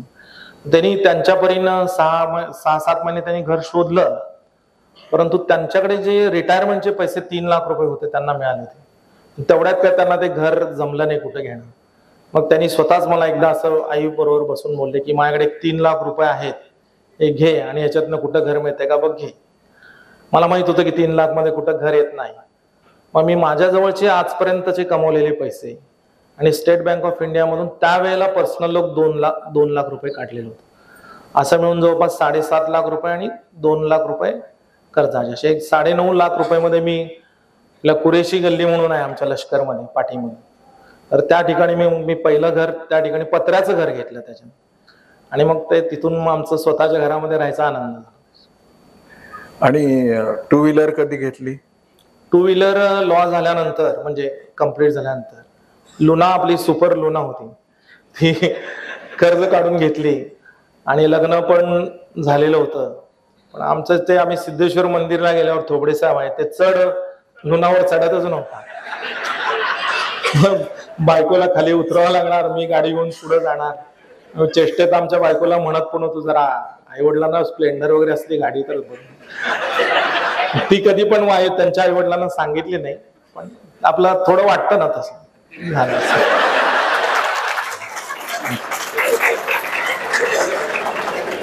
रेखाबाईंनी तुमच्यामुळे डोमेस्टिक व्हायलन्सची केस निर्माण झाली नाही, नाहीतर गडबड झाली असती. पण 4 चाकी घेतल्यावर आई वडिलांना बसवलं का त्या? हो. तेव्हा त्यांची प्रतिक्रिया काय होती? मी खरं तर मुळात त्यांच्यासाठी आणि आम्ही म्हणजे आपले संघाचे स्वयंसेवक प्रवासाला जात असतात इकडे तिकडे, या सगळ्यांना सोय व्हावी म्हणून. आणि आपण पण आता थोडं म्हणजे मी सुरुवातीला सहाय्यक सरकारी वकील झालो होतो आणि थोडं रेप्युटेशन तिथं पाळावं लागतं आणि त्याच्याशिवाय व्हॅल्यू होत नाही असं मला जाणवत होतं. म्हणून मग पुणे जनता सहकारी बँक आहे आपल्या इथं प्रभात थिएटरच्या तिथं. आम्ही जनता बँकेत डायरेक्टर असल्यामुळं आमच्या बँकेमध्ये प्रशांत गंभीर नावाचे अधिकारी होते, आता त्यांची दुसऱ्या बँकेत आहेत ते. तर त्यांनी पण गाडी घेणार होते, तर त्यांनी मला पुणे जनता सहकारी बँकेतनं कर्ज प्रकरण करून दिलं आणि तिथून मग मी ती 4 चाकी गाडी, त्यांनी जी गाडी सांगेल ती गाडी मी त्या ठिकाणी घेतली. आणि मग वडिलांना म्हणजे ड्रायव्हर पण ठेवला, मला चालवता येत नव्हती गाडी, आणि मग ते एन्जॉय केले 1 वर्षभर. तर ही पण यात्रा किती सुखद आहे बघा. आयुष्यामध्ये 6 वर्ष सरकारी वकील राहिले, जिल्हा मुख्य वकील राहिले, बक्षिसे मिळाली, नावलौकिक मिळालं, आणि गेले काही दिवस तर मी सोशल मीडियात बघतोय रोज काही ना काहीतरी कुठे ना कुठे रक्तदान आहे, कुठे शाळेत काही आहे, कुठे अन्नदान आहे. मला असं वाटलं की आपल्या कारकिर्दीतली 100ची जन्मठेपेचा एक म्हणजे 100 कुटुंबांना न्याय देणं, दोघांना फाशी होणं, याचं असं सेलिब्रेशन हे खरं होत आहे. पण या सगळ्याच्या पाठीमागे 2 गोष्टी मला छान दिसत आहेत, एक कुटुंब आणि एक परिवार. आता हे 2 शब्द वेगळे मी अशासाठी वापरले, कुटुंबात आई वडील, मुलगा, बायको हे येतात. खरं वहिनी तुमचं पण अभिनंदन केलं पाहिजे की काय साबणाची जाहिरात आहे ना, मेरी साडी तुम्हारे साडी से ज्यादा सफेद क्यों वगैरे, तसं जर तुम्ही हट्ट केला असता तर मग ती मधली जी एक तक्रार होती, 80 एकर जमीन, 6 बंगले, किती 200 तोळे सोनं, 2 किलो सोनं, 3 किलो सोनं, असं खरं झालं असतं आणि आज असं सत्कार व्हायच्या ऐवजी लोकांनी धिक्कार केला असता. पण हे सगळं कुटुंब यांनी घडतं. पत्नी जर त्यागात तयार असेल, धर्मेच अर्थेच कामेच नातीच रामे, तुम्ही जे मिळवताय त्यात मी कोंड्याचा मांडा करेन, पण तुमच्या प्रामाणिकपणाला आणि निस्पृहतेला मी धक्का लागू देणार नाही. या प्रामाणिकपणाला आशीर्वाद देणारे आई वडील असतील, आणि मुलगा सुद्धा अजून बच्चा आहे, छोटा आहे, त्याला तर वाटणारच मला हे घ्यावं ते घ्यावं. आता मी अनेक शाळांमध्ये पाहतो 5व्या-6व्या वर्गातल्या मुलाकडे लाख रुपयाचे मोबाईल असतात. त्याच्यावर काय बघतात, काय करतात हा वेगळा विषय. हा झाला कुटुंबाच्या संस्काराचा भाग. मी हे एलॅबोरेट अशासाठी करतो आहे कि उसकी बड़ी अहम भूमिका रहती है अपने घर की, परिवार की. और परिवार जेव्हा मी म्हणतो तेव्हा कुटुंब नाही तर संघ परिवार. बजरंग दलाचं काम केलं, विश्व हिंदू परिषदेचं काम केलं, आणि मग डोळ्यासमोर कोण उभं राहत होतं, कधी आर्य चाणक्य उभे राहील, कधी छत्रपती शिवाजी महाराज, कधी बलिदानी धर्मवीर संभाजी महाराज, सावरकरांच्या सारखा एखादा.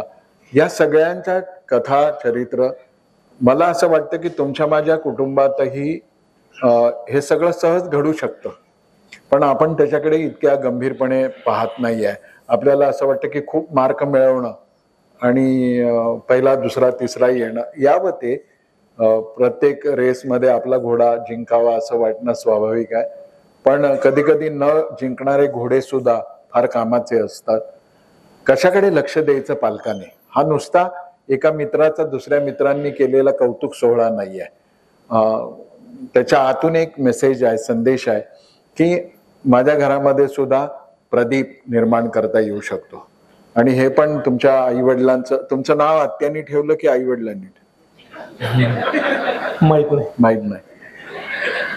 एवढं मोठे सरकारी वकील, माहित नाही नाव कोणी ठेवलं ते. खरं तर पाळण्यात माहित झालं पाहिजे, आत्यांनी सांगितलं. पण प्रदीप नाव धन्य केलं. नाहीतर नाव विवेकही असतं पण विचाराचा काही संबंध नसतो. नाव प्रशांत असतं पण 24 तास खडबड खडबड खडबड काहीतरी चालूच असतो. पण आपल्या कुळातला मुलगा प्रदीप व्हावा असं ज्या आई वडिलांना वाटतं त्यांनी यांचं हे खरंच केलं पाहिजे. ते म्हणाले तसं खरं आहे, धाक दपटशा होतोच होतो. म्हणजे हे तर एखाद्याला गुन्हेगार ठरवून, आरोपी काय ठरवून शिक्षा देणारे. आम्हाला पत्रकारितेमध्ये सुद्धा असे फोन येतात, भाषा प्रेमाची असते, हेतू धमकावण्याचा असतो, हे सगळं खरं आहे. प्रलोभनाला पण न झुकणं ही खरंच गोष्ट आहे. आणि विशेषतः अशा गरिबीतून मोठा झालेला मुलगा प्रलोभनाला दाद न देणं खरं कठीण गोष्ट आहे. आणि मला माहिती आहे थोडीफार यंत्रणा, न्यायालयीन यंत्रणा, तिथं अशा पदावर असलेल्या माणसाला मागावं लागत नाही. आम्हा पत्रकारांना निदान जाहिराती मागायला तरी जावं लागतं. सरकारी वकिलाला ते काही न करता काही सुंदर सुंदर भेटी घरपोच मिळू शकतात. आणि आपल्याकडे 365 दिवस सण आहे, त्यामुळं कोणताही बहाणा करून ते देता येऊ शकतं. अशी एक चतुर लॉबी न्यायालयाच्या आसपास असते, न्यायालयात असते. त्या सगळ्या प्रलोभनांना तोंड देणं खरोखर कठीण गोष्ट आहे. पण त्याही पेक्षा मला असं वाटतं की ज्यांना खरोखर न्याय मिळण्याची शक्यता अगदी कमी आहे. नाही, मी पुन्हा तुम्हाला सांगतो, एवढ्या वर्षाची वाटचाल झाली, लोक संविधानही दाखवायला लागलेत. आता पहिल्यांदाच ज्यांनी आयुष्यभर संविधानाची मोडतोड केली त्यांना संविधान आठवायला लागलंय. हे पण भूतामुखी भागवत आहे, पण चांगलं आहे ते. भूतांचंही स्वागत करू आपण. पण हे इतकं कठीण आहे गरिबासाठी की आता मी बारमध्ये गेल्या 1.5-2 महिन्यापूर्वी गेलो होतो. एक छोटा चहापान कार्यक्रम होता. Solapur bar association. Solapur bar association आमचे जावाई आहेत. तो बार मध्ये आपण जाणार नाही याची सगळ्यांना खात्री आहे. त्या बार मध्ये गेलो असतो तर एव्हाना माझा भलताच बार उडला असता. आता हे बार बार सांगायला नको. मी गेलो तर मी त्यांना असं म्हटलं की कारण तुम्हाला असं वाटत नाही का की गरिबांना न्याय मिळणं खरंच कठीण आहे? तुम्ही आतून एक मुवमेंट का सुरू करत नाही की ही कॉलेजियम सिस्टीम नावाची सिस्टीम आहे, अतिशय लोकशाही विरोधी आहे, त्याच्या विरोधात काहीतरी करा ना. तुम्ही स्वतःलाच न्याय देऊ शकत नाही यार, तर तुम्ही समाजाला काय न्याय द्याल? बोललो आमच्या जावयाला माहिती आहे ते की मी म्हटलं की अरे खरोखर मी बघितलं जोक सांगितला गेला. 70व्या वर्षी एक म्हातारीला एका पत्रकाराने विचारलं आमच्या अविनाश सारख्या की बाई या वयात कोर्टाचे खेटे का घालते असतो? तर ती म्हणाली या वयात घालते म्हणजे पण घालते आता नशीब. म्हणाला खटला काय आहे? तर ते म्हणाली 16व्या वर्षी सरपंचाच्या पोराने माझा विनयभंग केला होता, त्याचा खटला चालू आहे, मी आता 75 वर्षाची. Very difficult, very difficult. गरिबांसाठी न्याय अशक्य कोटीतली गोष्ट आहे. अशा वेळी पीडित लोकांच्या मागे उभं राहणं आणि 100 लोकांना 100 कुटुंबाला न्याय मिळवून देणं. मला आठवतंय की मोबाईलच्या किंवा दारू प्यायला पैसे नाही दिले म्हणून एका 2 मुस्लिम मित्रांमध्ये भांडण झालं आणि तुम्ही त्या ज्या मुलावर अन्याय झाला त्या मुस्लिम मुलाला न्याय मिळवून दिला, तेव्हा त्याचं सगळं कुटुंब. तो प्रसंग काय होता नेमका? सोलापूर तालुक्यातलीच घटना आहे की 2 मित्र होते आणि एका मित्राला त्याचा मोबाईल खूप आवडत होता आणि तो मागत होता. तो काही द्यायला तयार नव्हता कारण ते आई वडिलांनी त्याला भेट दिलेला होता. त्याचे आई वडील पण गरीब परिस्थितीत होते. त्यातनं त्यांनी त्या मुलाला तो एक 1600 रुपयाचा मोबाईल भेट दिला होता. मग त्या मुलाला इतका राग आला की दुसऱ्या मुलाला जो मागतोय त्यानं घेऊन जाऊन त्याला बळजबरीने दारू पाजून रुमालाने गळा ओळून डोक्यात दगड घालून त्याचा खून केलेला होता केवळ 1600 रुपयाच्या मोबाईल.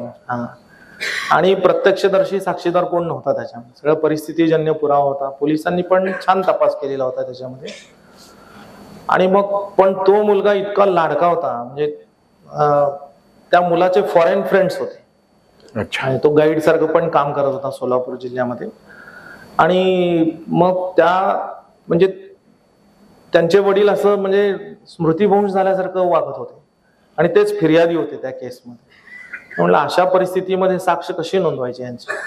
मी त्यांना थोडं परिस्थिती सांगितली, खटला कसा चालतो, त्याचा निकाल कसा लागू शकतो, काय होऊ शकतं, आणि तुम्ही जर साक्ष नीट नाही दिली तर याच्यामध्ये तुमचा मुलाचा खून करणारा निर्दोष सुटेल. त्यामुळे तुम्हाला सुधरावं लागेल. काय नाव होतं त्यांचं मुलाचं? अल्ताफ म्हणून होतं त्यामुळे. आणि वडील हळूहळू सुधारते. बेकरीचा व्यवसाय होता, तो सगळा व्यवसाय त्यांनी बंद करून टाकला. आणि त्यांची जी पत्नी होती ती माहेरी जाऊन राहू लागली. असं त्यांचं कुटुंब पण सगळं बिघडलं होतं. एकदम लाडका मुलगा त्यांचा तो गेलेला होता. त्याचं तो दुःख ते विसरत नव्हते. आणि मग मी त्यांना समजावून सांगितल्यानंतर खटला सुरू झाला. त्यांची साक्ष व्यवस्थित झाली. इतका म्हणजे त्या स्ट्रेसमध्ये असणार, बरेच साक्षीदार झाले आणि तो शेवटी खटल्याचा निकाल आमच्या बाजूने लागला. आणि मग त्यांच्या एक म्हणजे 5वीला असणाऱ्या छोट्या मुलापासून ते त्यांचे काका, बाबा, मावशी हे सगळे जवळपास 40 ते 50 लोक प्रत्येक जण एक एक बुके घेऊन माझ्या केबिन मध्ये आला. आणि तिथं म्हणजे जागा सुद्धा नव्हती. मी म्हणलं सगळ्यांनी म्हणून एक आणलं असतं तर चाललं असतं काय त्याच्यामध्ये. नाही, आम्हाला प्रत्येक आमच्या छोट्या मुलापासून ते 80 वर्षाच्या म्हातारीपर्यंत आम्हाला इथं न्याय मिळालेला आहे. आमच्या कुटुंबातला गेलेला मुलगा परत आल्यासारखं आम्हाला वाटतोय. त्यामुळे त्यांनी असे 40-50 बुके माझ्या जीवनात फक्त एका केसमध्ये मला आणून देणार ते एकमेव कुटुंब होतं. आणि आज सुद्धा माझे जसं हे कन्व्हिक्शनचे जन्मठेपेचे आकडे वाढत जातात तो व्यक्ती स्टेटस ठेवतो 99 गोल करून, 100 झाले की 100 असं, तो इतका म्हणजे असा फॅन झालेला आहे. आणि आता चांगल्या पद्धतीने त्याचा व्यवसाय पण सुरू झाला, अति छान सुरू आहे त्यांचं कुटुंब. मला वाटतंय कुठल्याही मोठ्या सामाजिक पुरस्कारापेक्षा एका गरीब कष्टकरी कुटुंबाने असं फुलं देणं आणणं, एक देऊ 35 गुच्छ देऊ, ही फार मोठी गोष्ट असते. आणि ते तुमचं आकडेवालं मी फेसबुकवर बघत होतो, नाना पाटेकरची आठवण यायची, अब तक 56 वगैरे असं. तर मग आता 57 झालं, 100 झालं. हे जे फाशी झाले 2, ते वेगवेगळे केसेस होत्या की एकाच केसेतल्या 2 आरोपींना फाशी झाली? एकाच केसमध्ये दोघांना फाशी. तीच ती अखिल भारतीय केस होती ना? म्हणजे गुन्हा दक्षिण भारतात घडला, सोलापूर रेल्वे स्टेशनवर नोंदला गेला, नेपाळची साक्ष आली आणि न्याय दिला गेला. ते भयंकर होत. याच्यामध्ये एक कुटुंब होतं, राजस्थानचं कुटुंब होतं. हे पती पत्नी आणि एक मुलगी आणि एक मुलगा. तर छोटं कुटुंब होतं. ते करून खाण्यासाठी सिकंदराबादला आलेलं होतं आणि ते वेल्डिंगचं काम करत होतं. तर काम करत असताना रात्री त्या वडिलांनी स्वतःच्या 16 महिन्याच्या मुलीवर नैसर्गिक आणि अनैसर्गिक शारीरिक अत्याचार केले. आणि ती 16 महिन्याची मुलगी ओरडत असताना ते सहन न झाल्यामुळे यानं त्याचा गळा दाबून मारला, त्या 16 महिन्याच्या स्वतःच्या मुलीचा. 16 महिन्याची. आणि आई शेजारीच होती. आईने काहीही प्रतिकार केला नाही. आई बघत बसली त्या सगळ्या गोष्टी. आणि मग त्या छोट्या मुलीचा मर्डर झाल्यानंतर हे भाड्याच्या घरामध्ये राहत होते. ते पहाटे 3च्या दरम्यान हा आवाज ऐकू येत होता मालकाला. त्यांनी येऊन दार ठोठावलं वगैरे, काय तर मुलीला चावलं असेल, रडत असेल, भूक लागली असेल म्हणून. त्यांनी काय दार उघडलं नाही, त्यामुळे तो जाऊन झोपला पुन्हा. मग या पालकांना असं वाटलं की आपलं जे बिंग आता ह्याच्यातून फुटणार, म्हणून त्यांनी इमिजिएट घर बदलण्याचा निर्णय घेतला आणि घरातलं सामान सगळं दुसऱ्याकडे शिफ्ट केलं. दुसऱ्याकडे भाड्याने घर घेतलं आणि तिथं शिफ्ट केलं. आणि मग त्यांनी राजस्थान मधल्या व्यक्तीला सांगून रिझर्वेशन काढलं दोघांचं आणि तिकडं जाऊन क्रियाकर्म करायचं ते ठरवलं त्यांनी. इथं तर पुरतात मुलींना, महिलांना वगैरे. आणि मग रिझर्वेशन मिळालं पण त्यांना. राजस्थानच्या व्यक्तीने रिझर्वेशन करून दिलं. सिकंदराबाद स्टेशनवर त्या ज्या वेळेला बसल्या, म्हणजे त्यांच्या रिझर्वेशनच्या सीटवर, त्या बाळाला किती वेळ ते खांद्यावर घेणार ना, ती मुलगी मयत, त्या मुलीला छोट्या आदल्या रात्री मेलेलं. थोडं काळं निळं पडलेलं होतं ते, म्हणजे शरीर त्याचं. आणि मग शेवटी तिनं ते बाळ त्या शेजारच्या सीटवर ठेवलं. त्या सीटवर बसणारी महिला आली. तिने म्हणली तुमचं बाळ तुमच्या मांडीवर घ्या. तर तिथं थोडा वादावाद झाला आणि शेवटी तिनं बाळ मांडीवर काय घेतलं नाही, थोडं बाजूला सरकवलं. ती पण महिला म्हणली की जाऊ दे, आता छोटं बाळ आहे, कुठं हे करायचं. तर त्या छोट्या मुलीचा हात असा पडला. त्या बाईला डाऊट आला. तिनं आजूबाजूच्या सगळ्या पॅसेंजरना सांगितलं की ही डेड बॉडी आहे आणि डेड बॉडी या ठिकाणी पॅसेंजरच्या डब्यामध्ये कॅरी करू शकत नाही. त्यामुळे त्यांनी TC कडे तक्रार केली. खूपच गोंधळ उडाला होता. वाडी स्टेशनला गाडी थांबवली सगळ्यांनी आणि स्टेशन मास्तरकडे त्या ठिकाणी तक्रार केली. परंतु त्या ठिकाणी डॉक्टर्स वगैरे अवेलेबल नव्हते, पोलीस मशिनरी अवेलेबल नव्हती. आणि मग त्या जो TC असेल वगैरे त्यांनी सांगितलं की आम्ही गाडी जास्त वेळ थांबवू शकत नाही, समोर सोलापूरचं मोठं स्टेशन आहे, तुम्ही तिथं जाऊन रितसर कंप्लेंट द्या, आम्ही तिकडं सगळी व्यवस्था करतो. आणि मग शेवटी एक 15-20 मिनिटाचा गोंधळ नंतर गाडी तशीच निघाली. आणि मग सोलापूरची पोलीस यंत्रणा, रेल्वे पोलीस यंत्रणा सक्षम होती, सगळे डॉक्टर्स वगैरे त्या ठिकाणी अवेलेबल होते. आणि मग त्यांनी त्यांना उतरवलं आणि बघितलं तर की ते बाळ मेलेलं होतं. आणि तिथनं मग रेल्वे पोलिसांनी तपास सुरू केला की कसं काय मेलं. तर हा सगळा उलगडा त्या ठिकाणी झाला आणि मग तो खटला न्यायालयामध्ये सुरू झाला. म्हणजे याच्यामध्ये डोळ्यात पाणी पण येतं खरं तर. इतकं म्हणजे त्या मुलीवर शरीरावर जखमा होत्या, तिला अत्याचार सहन न झाल्यामुळं ती हातपाय असं खरडत असताना ते जे बेडशीटचे कण जे असतात ते तिच्या नखामध्ये गेलेले होते आणि गळ्याला आवळलेलं असं ते पोस्टमॉर्टम रिपोर्टमध्ये सगळ्या गोष्टी दिसत होत्या. आणि न्यायाधीश महोदयांना पण ते डोळ्यात पाणी आलं. हे सगळं रिमांड पासून आम्हीच त्या मॅटरवर लक्ष होतं. आणि मग पोलिसांना आम्ही सूचना दिल्या की याच्यामध्ये त्वरित तुम्ही तपास करून चार्जशीट फाईल करा. आणि म्हणजे माझ्यामध्ये इतक्या जलद गतीने खटला चालला तो न्यायालयामध्ये. 2 महिने 28 दिवसात खटल्याचा निकाल लागला. क्या बात आहे. आणि ती जी फर्स्ट पॅसेंजर होती ती नेपाळला राहणारी होती आणि ती नेपाळला गेली निघून. त्यावेळेला व्हिडिओ कॉन्फरन्सिंगवर साक्ष द्यायची असे जास्त हार्ड अँड फास्ट रूल नव्हते. आम्ही रेल्वे पोलिसांना सांगितलं तिचा शोध घ्या आणि तिला मोबाईलचा रिचार्ज मारून द्या फुल. तिची साक्ष खूप महत्वाची, कारण तिथून सुरुवात झालेली. पहिली घटना ठेणगी जी पडली तिथून सुरू झालेली आहे. मग त्या बाईनं नेपाळच्या बस स्टँडवर बसून साक्ष दिली. आम्ही इथनं व्हिडिओ कॉन्फरन्सिंगने लिंक केलं आणि ती लिंक त्यांना पाठवून दिली आणि तिची साक्ष त्या ठिकाणी नोंदवली गेली.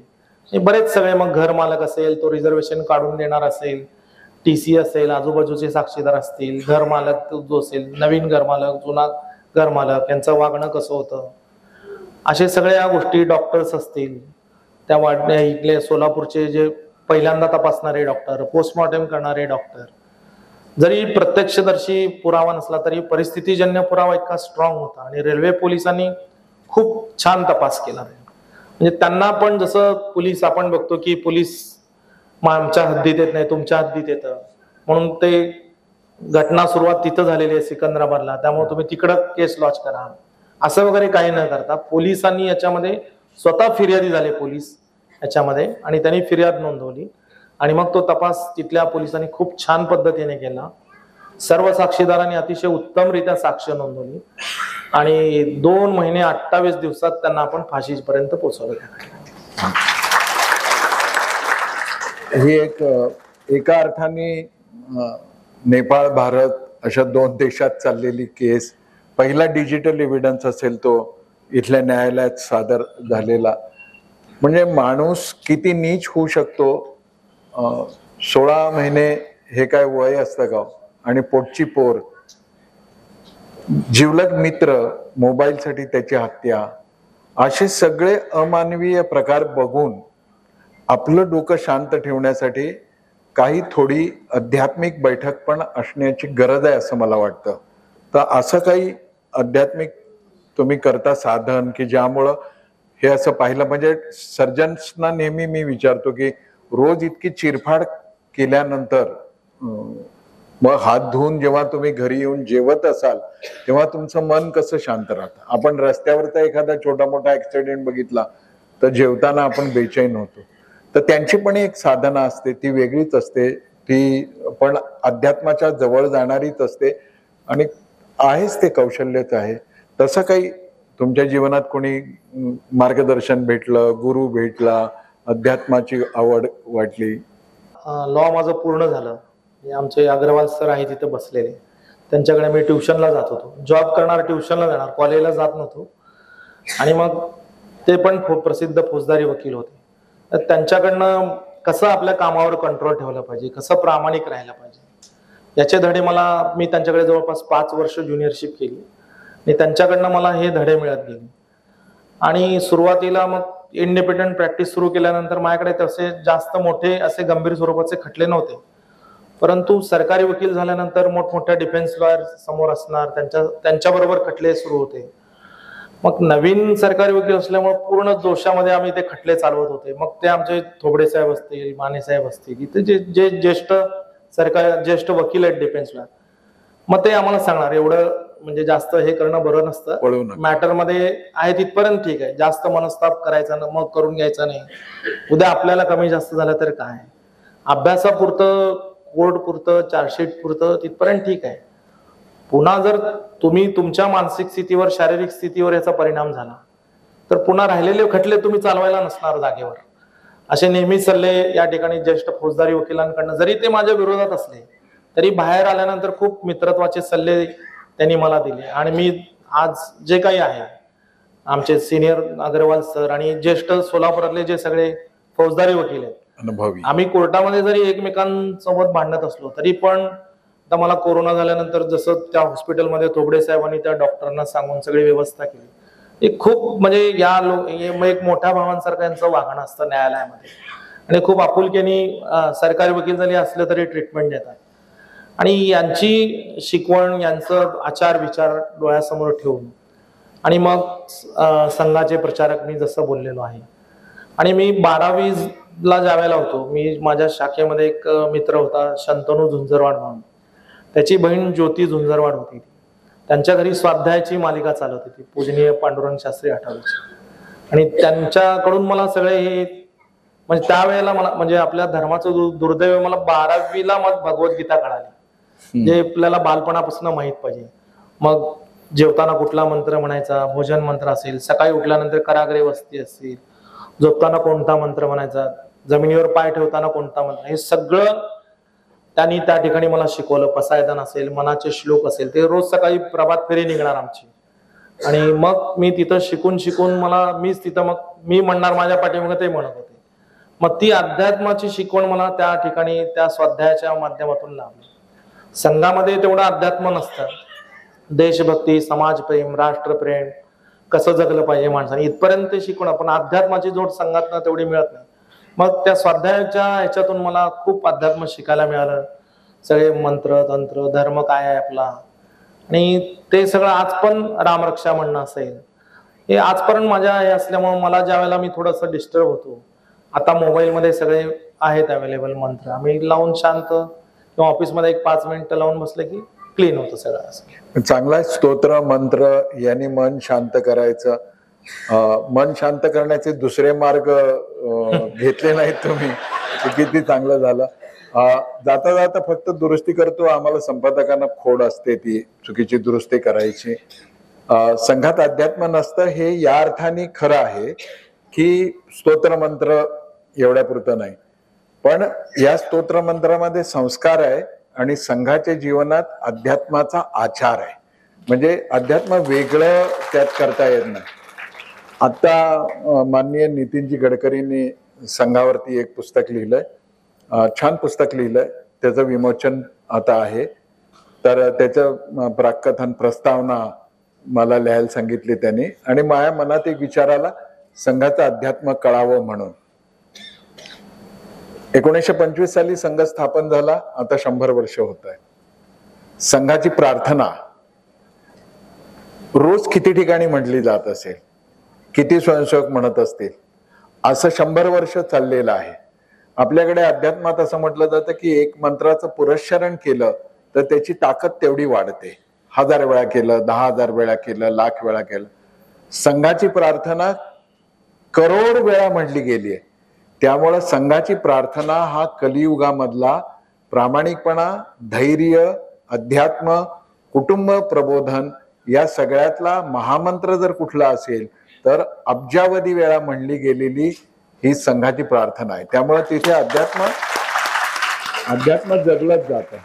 पण संघाचे प्रचारक असं सारखं तुम्ही म्हणतात, संघातल्या वरिष्ठ अधिकाऱ्यांचा असा एखादा अनुभव आहे का की आपण एक सामान्य स्वयंसेवक आहोत आणि अखिल भारतीय पूजनीय सरसंघचालक असतील, सरकार्यवाह असतील, सहकार्यवाह असतील, बौद्धिक प्रमुख असतील, प्राण प्रचारक असतील, यांचं आपल्याशी वागणं, बाहेर जे चित्र आहे, म्हणजे मला एक प्रसंग आठवतो, आणीबाणीनंतर पंढरपूरला संघाची एक जिल्हा बैठक झाली होती आणि माझे एक काँग्रेसी मित्र होते पंढरपुरातले, ते म्हणाले की हे तुमचे जे मोठे, त्याला सरसंघचालक शब्द आठवत नव्हता, मग RSS सुप्रीमो असं तो म्हणाला. मीडिया, तर ते मीडियात देतो ती भाषा आपण वापरतो, तर त्यांना मला भेटता येईल का? तर मी म्हटलं की ये, दुपारी 3 दिवसाचं बैठक आहे, दुपारी इतके वाजता चहा असतो, तेव्हा ये, तुला भेट घेता येईल, तू नाव सांग, परिचय होईल. तो त्याप्रमाणे आला आणि जरा बावचाळला होता. पहिल्यांदाच त्या वातावरणात तो गेला आणि मग त्याने कोणीतरी त्याला विचारलं की काय पाहिजे तुम्हाला, कोणाला शोधताय का? आता तो पटकन बोलून गेला, हो ते देवरस साहेब कोण आहेत ना, त्यांना शोधतोय. म्हणजे बाळासाहेब देवरस सरसंघ चालक होते. तर ते म्हणाले, हो मीच आहे तो बाळासाहेब देवरस. इतक्या सहजपणाने तिकडे असतं. तर अशा अधिकाऱ्यांचा सहवास मिळणं हे एक भाग्य आहे. अशा यातली एखादी आठवण येते का की ज्यामुळं तुमच्या लक्षात आलं की मोठं तर व्हायचंच आहे पण जमिनीवरचे पाय सोडायचे नाही? आपले माननीय विजयरावजी पुराणिक आहेत, तर ते अखिल भारतीय आहेत. काही दिवसापूर्वी ते भाजपाचे प्रदेश संघटन मंत्री होते. अण्णा वाळिंबे जे सध्या प्रांत प्रचारक आहेत, आणि आपले सुहासरावजी हिरेमठ मान्य, ह्या तिघांचं मला खूप सपोर्ट होता. ते नेहमी माझ्या बारीक सारीक गोष्टीवर बारीक लक्ष देत होते. आणि ते जेव्हा जेव्हा येणार, ज्यावेळेला मी पहिल्यांदा जिल्हा सरकारी वकील झालो, सरकारी वकील झाल्यावर मी 1-2.5 वर्ष सहाय्यक सरकारी वकील होतो, पण जिल्हा सरकारी वकील झाल्यावर ह्या तिघांनी मला सांगितलं की तुझी ओळख समाजामध्ये संघ स्वयंसेवक म्हणून आहे. तू काय चुकीचं वागला तर संघाचा माणूस असा वागतो, असं होणार आहे, त्यामुळे कसं वागायचं ते तू ठरव आता, असं त्यांनी मला सांगितलं. म्हणजे बालपणापासून जे धडे त्यांनी देत आले होते, आणि जिल्हा सरकारी वकील झाल्यानंतर काय होऊ शकतं हे त्याची कदाचित त्यांना कल्पना असावी. त्यामुळे त्यांनी एका वाक्यात जे काय करायचं काय करू नये असं नाही सांगितलं. त्यांनी एका वाक्यात सांगितलं, तू काय चुकीचं वागला तर तू सगळ्यांना माहितीये की तू संघाचा स्वयंसेवक आहे, कारण बालपणापासून काम करतो, तर ते आता तुझ्यावर आहे, तू कसं वागायचं ते ठरव, असं म्हणून ते गेले. ते वाक्य मला इतकं म्हणजे लागलं मनाला. म्हणलं आपण काय थोडं जरी सरकलो तर आपली पूर्ण संघटना, आपले मित्र हे सगळे बदनाम होते. तर अशा ज्या गोष्टी आहेत त्याच्यामुळं आपली लाईन कधी ते सरकली. किती छान आहे बघा, एखाद्या वाक्याने माणूस आयुष्यभर तोल सांभाळत चालतो. असं संघातून राजकारणात गेलेल्या बऱ्याच लोकांना कळालं असतं तर किती बरं झालं असतं असं मला सारखं वाटतं. पण शेवटी प्रत्येकाचं प्राक्तन असतं, भाग्य असतं. पण खूप छान आहे, संघ, कुटुंब आणि स्वाध्यायाच्या माध्यमातून मिळालेला आध्यात्मिक संस्कार, यातून पुढे जात असताना अशा माणसाला माध्यम सुद्धा खूप मदत करत असतात. एक प्रसंग आपण बोलत होतो की ज्याच्यात खोटे आरोप लागले होते किंवा काही असं चालूच राहतं, ते जो चाललाय. मी पहिल्यांदाच इतकं मऊ हे कार्पेट इथे पाहिलं. संघाच्या स्वयंसेवकाच्या पायाखाली कंटकाकीर्ण मार्ग ऐकायची सवय आपल्याला, पण हे मऊ आहे, छान आहे. पण अडचणी येतातच, तक्रारी होतात, खोट्या गोष्टी असतात. पण अशा काहीतरी प्रकरणामध्ये मगाशी आपल्या बोलण्यात असं आलं की इथल्या पत्रकारांनी सुद्धा खूप सकारात्मक भूमिका घेऊन, ते काय विषय होता? सुरुवातीपासून 1-2 ओळी सांगतो. ज्यावेळेला जिल्हा सरकारी वकील झालो मी, आमच्या बार असोसिएशनमध्ये वाढदिवस साजरा करण्याची परंपरा असते, आणि ज्याचा वाढदिवस आहे त्याला बोलवून त्या ठिकाणी बुके वगैरे देतात. आणि मग ज्याचा वाढदिवस आहे त्यांनी त्याच्या इच्छेनुसार चहा आणि बिस्किट ऑफर द्यायची असते. आणि मग तिथं ह्यानी चहा पाजेल, त्यांनी चहा पाजेल असं आम्ही बोलत असतो चेष्टेमध्ये. पण आमचा बारमधला जो सेवक आहे अली नावाचा, तो अगोदर सकाळी येऊन आमच्याकडनं त्याची खुशी तो घेतो आणि चहा पाण्याचा खर्च घेऊन जात असतो. मग तिथं ज्या वेळेला माझा सुरुवातीला 6 महिनेच झाले होते, ज्यावेळेला माझा सत्कार झाला तिथं बुके देऊन, आणि मग मी बोलता बोलता बोललो की हे वकील साहेब चहाचा खर्च करते. तर त्याचं व्हिडिओ शूटिंग काढलं आमच्या काही लोकांनी, आणि त्या अँटी करप्शनला त्यांनी तक्रार दिली, ती CD बनवून, आणि सांगितलं की या वकिलांचे जामिनाचे अर्ज यांच्याकडे खूप असतात आणि त्यांना फेवरिझम व्हावं म्हणून आज त्यांनी चहाचं बक्षीस स्वरूपात चहाचं घेतलेलं आहे, त्यामुळं त्यांच्यावर गुन्हा दाखल करण्यात यावा, कारण सरकारी वकिलांना कुठलं बक्षीस सुद्धा घेता येत नाही. आणि मग तो तक्रारी अर्ज घेऊन ते सगळ्या पत्रकारांकडे पण फिरले, आमच्यातलेच काही वकील लोक, आणि म्हणले की गुन्हा दाखल करण्यासाठी अर्ज दाखल झाला एवढी तर बातमी लावा कमीत कमी, असं सगळ्या पत्रकारांना विनंती केली त्यांनी. आणि दिवाळी होती त्यावेळेला, म्हणलं जिल्हा सरकारी वकील पदाची पहिलीच दिवाळी, हे काय म्हणलं असं चालू. पण मला खरं पत्रकारांचं खूप मनापासून आभार व्यक्त करावं वाटतं. जोपर्यंत गुन्हा दाखल होत नाही तोपर्यंत कशी आम्ही बातमी लावणार, आणि त्यात काय तथ्य आहे त्याचं आम्हाला व्हेरिफिकेशन करावं लागेल. मग त्यावेळेला देखील पहिला प्रसंग माझा, कुठल्याही पत्रकाराने ती बातमी लावली नाही, आणि मग ते सगळं खोटं ठरलं आणि तसे झाले. महिन्याला एक तक्रारी अर्ज दाखल होत असतो. मी जरी जिल्हा सरकारी वकील म्हणून वाटत असलो तरी याच्यामध्ये खूप अडचणी असतात. दर महिन्याला एक तक्रारी अर्ज असतो अँटी करप्शनला, म्हणजे तक्रार करण्याला हे पण माहित नसतं की ह्याची तक्रार कुणाकडे केली पाहिजे. आता पोलीस कमिशनर, पोलीस अधीक्षक यांच्याकडे तक्रार करतात, ते काय माझे बॉस नाही आहेत, मला काही करू शकत नाही. मला नेमण्याचा पण अधिकार त्यांना नाही आणि काढण्याचा पण अधिकार नाही. आणि विधी व न्याय विभाग अशा सगळीकडे तक्रारी अर्ज दाखल होतात. परवाच एक माझ्या विरुद्ध तक्रारी अर्ज दाखल झाला. मी घरी कधी बोलत नाही या गोष्टी, कारण आपलं टेन्शन घरापर्यंत कसं द्यायचं. एकाने तक्रार अशी केली की माझी जवळपास 80 एकर शेत जमीन आहे, 5 बंगलो आहेत, 5 रो हाऊसेस आहेत आणि माझ्याकडे 3 किलो सोनं आहे, असं त्यांनी तक्रार दिली. पण त्याला त्या तक्रार करण्याला एवढं पण माहित नाही की हे आज मुव्हेबल इमुव्हेबल प्रॉपर्टी जे आहे, जमीन जायदाद, आज सगळं हे ऑनलाईन झालेलं आहे. आधार कार्ड त्याला लिंक आहे. तुमचं नाव जरी त्या ठिकाणी टाकलं की तुमच्या नावावर किती प्रॉपर्टी आहे ते 2 मिनिटात येते. आणि कुठल्याही पद्धतीचा कागदोपत्री पुरावा न लावता असे तक्रारी अर्ज दाखल करणं. मध्ये नरेंद्रजी मोदी येणार होते सोलापूरला, तुम्ही त्यांना त्वरित कामावरनं काढून टाका, नाहीतर आम्ही त्यांना काळे झेंडे दाखवू, असे पण तक्रारी दाखल होतात. आणि पुन्हा मग ते तक्रारी अर्ज घेऊन पत्रकारांकडे जायचं की ही बातमी लावा तुम्ही म्हणून. त्या तक्रारीत किती तथ्य हे पत्रकारांना पण माहिती आहे, पोलिसांना पण माहित असतं. त्यामुळं ह्या सगळ्यांकडनं मला पण खूप आधार मिळतो की बाबा खोट्या तक्रारीवर कुठलाही कॉग्निझन्स घेतला जात नाही. त्यामुळे यांचे सगळ्यांचे माझ्यावर खूप म्हणजे तसे एकदा सोलापूरच्या पत्रकारांसाठी टाळ्या होऊन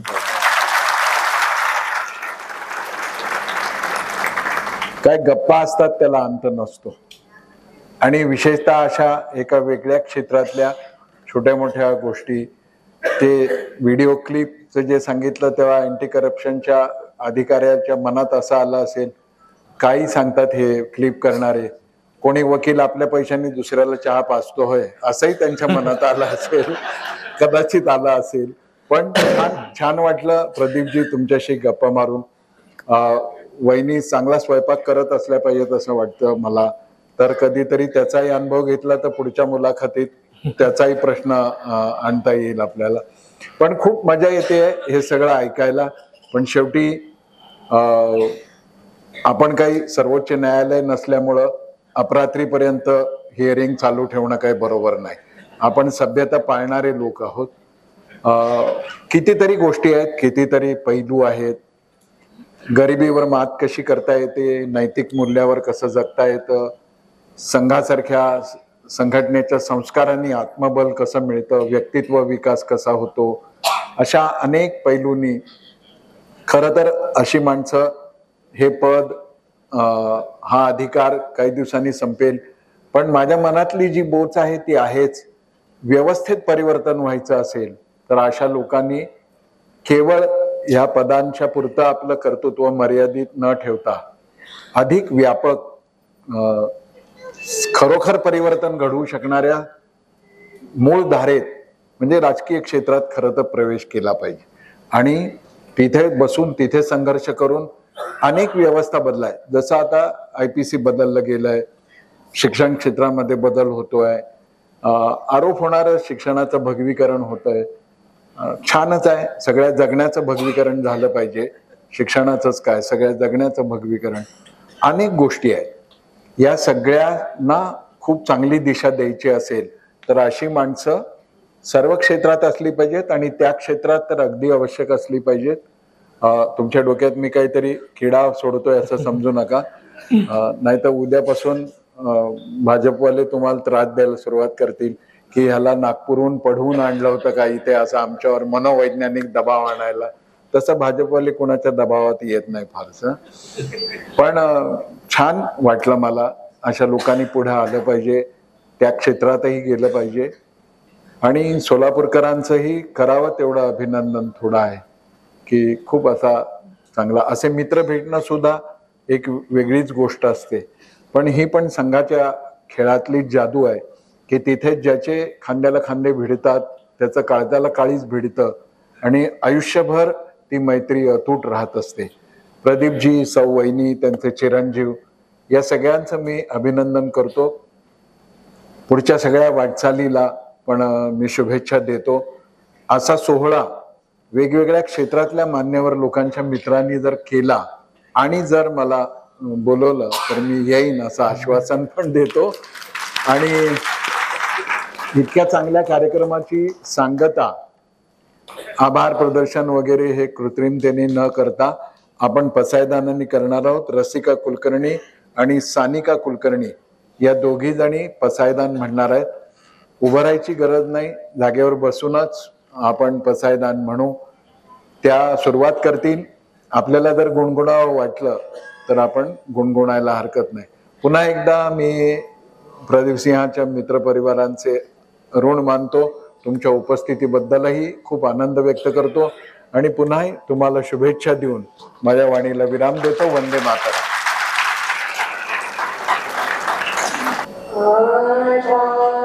विश्वात्मके ये वाक्यदोषादे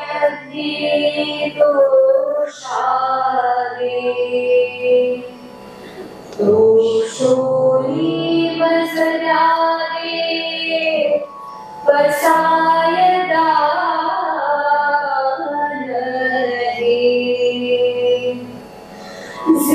जेखळांची व्यंकटी सांडो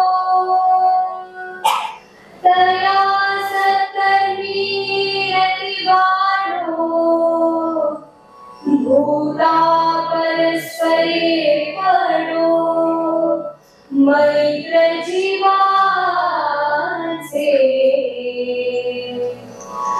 दुरितांचे विश्वस्वधर्म सूर्ये पाहो जो जीवांचे दोरी राहो प्राणी जात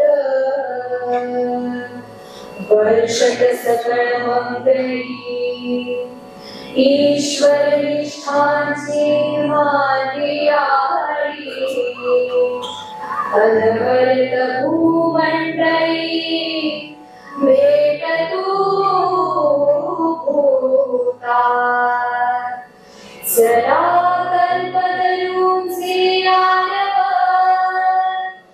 चेतना चिंतामणीचे वाव बोलते जे अर्णव पियुषांचे चंद्रने जे अलाचल मार्तंड जे कापलीन ते सर्वांनी सदा सज्जन सोयरे किंबहुना सर्वसुखी पूर्ण होई लोकी भजिजो आदि पुरुखी अखंडित आणि गंधोपजीवी विशेषी लोकी दृष्टादृष्ट विजयी हो आगेची तेथ म्हणे श्री विश्वेश्वरा हा होईल दानवसागो येणे बरे ज्ञानदेवो सुखिया झाला सुखिया झाला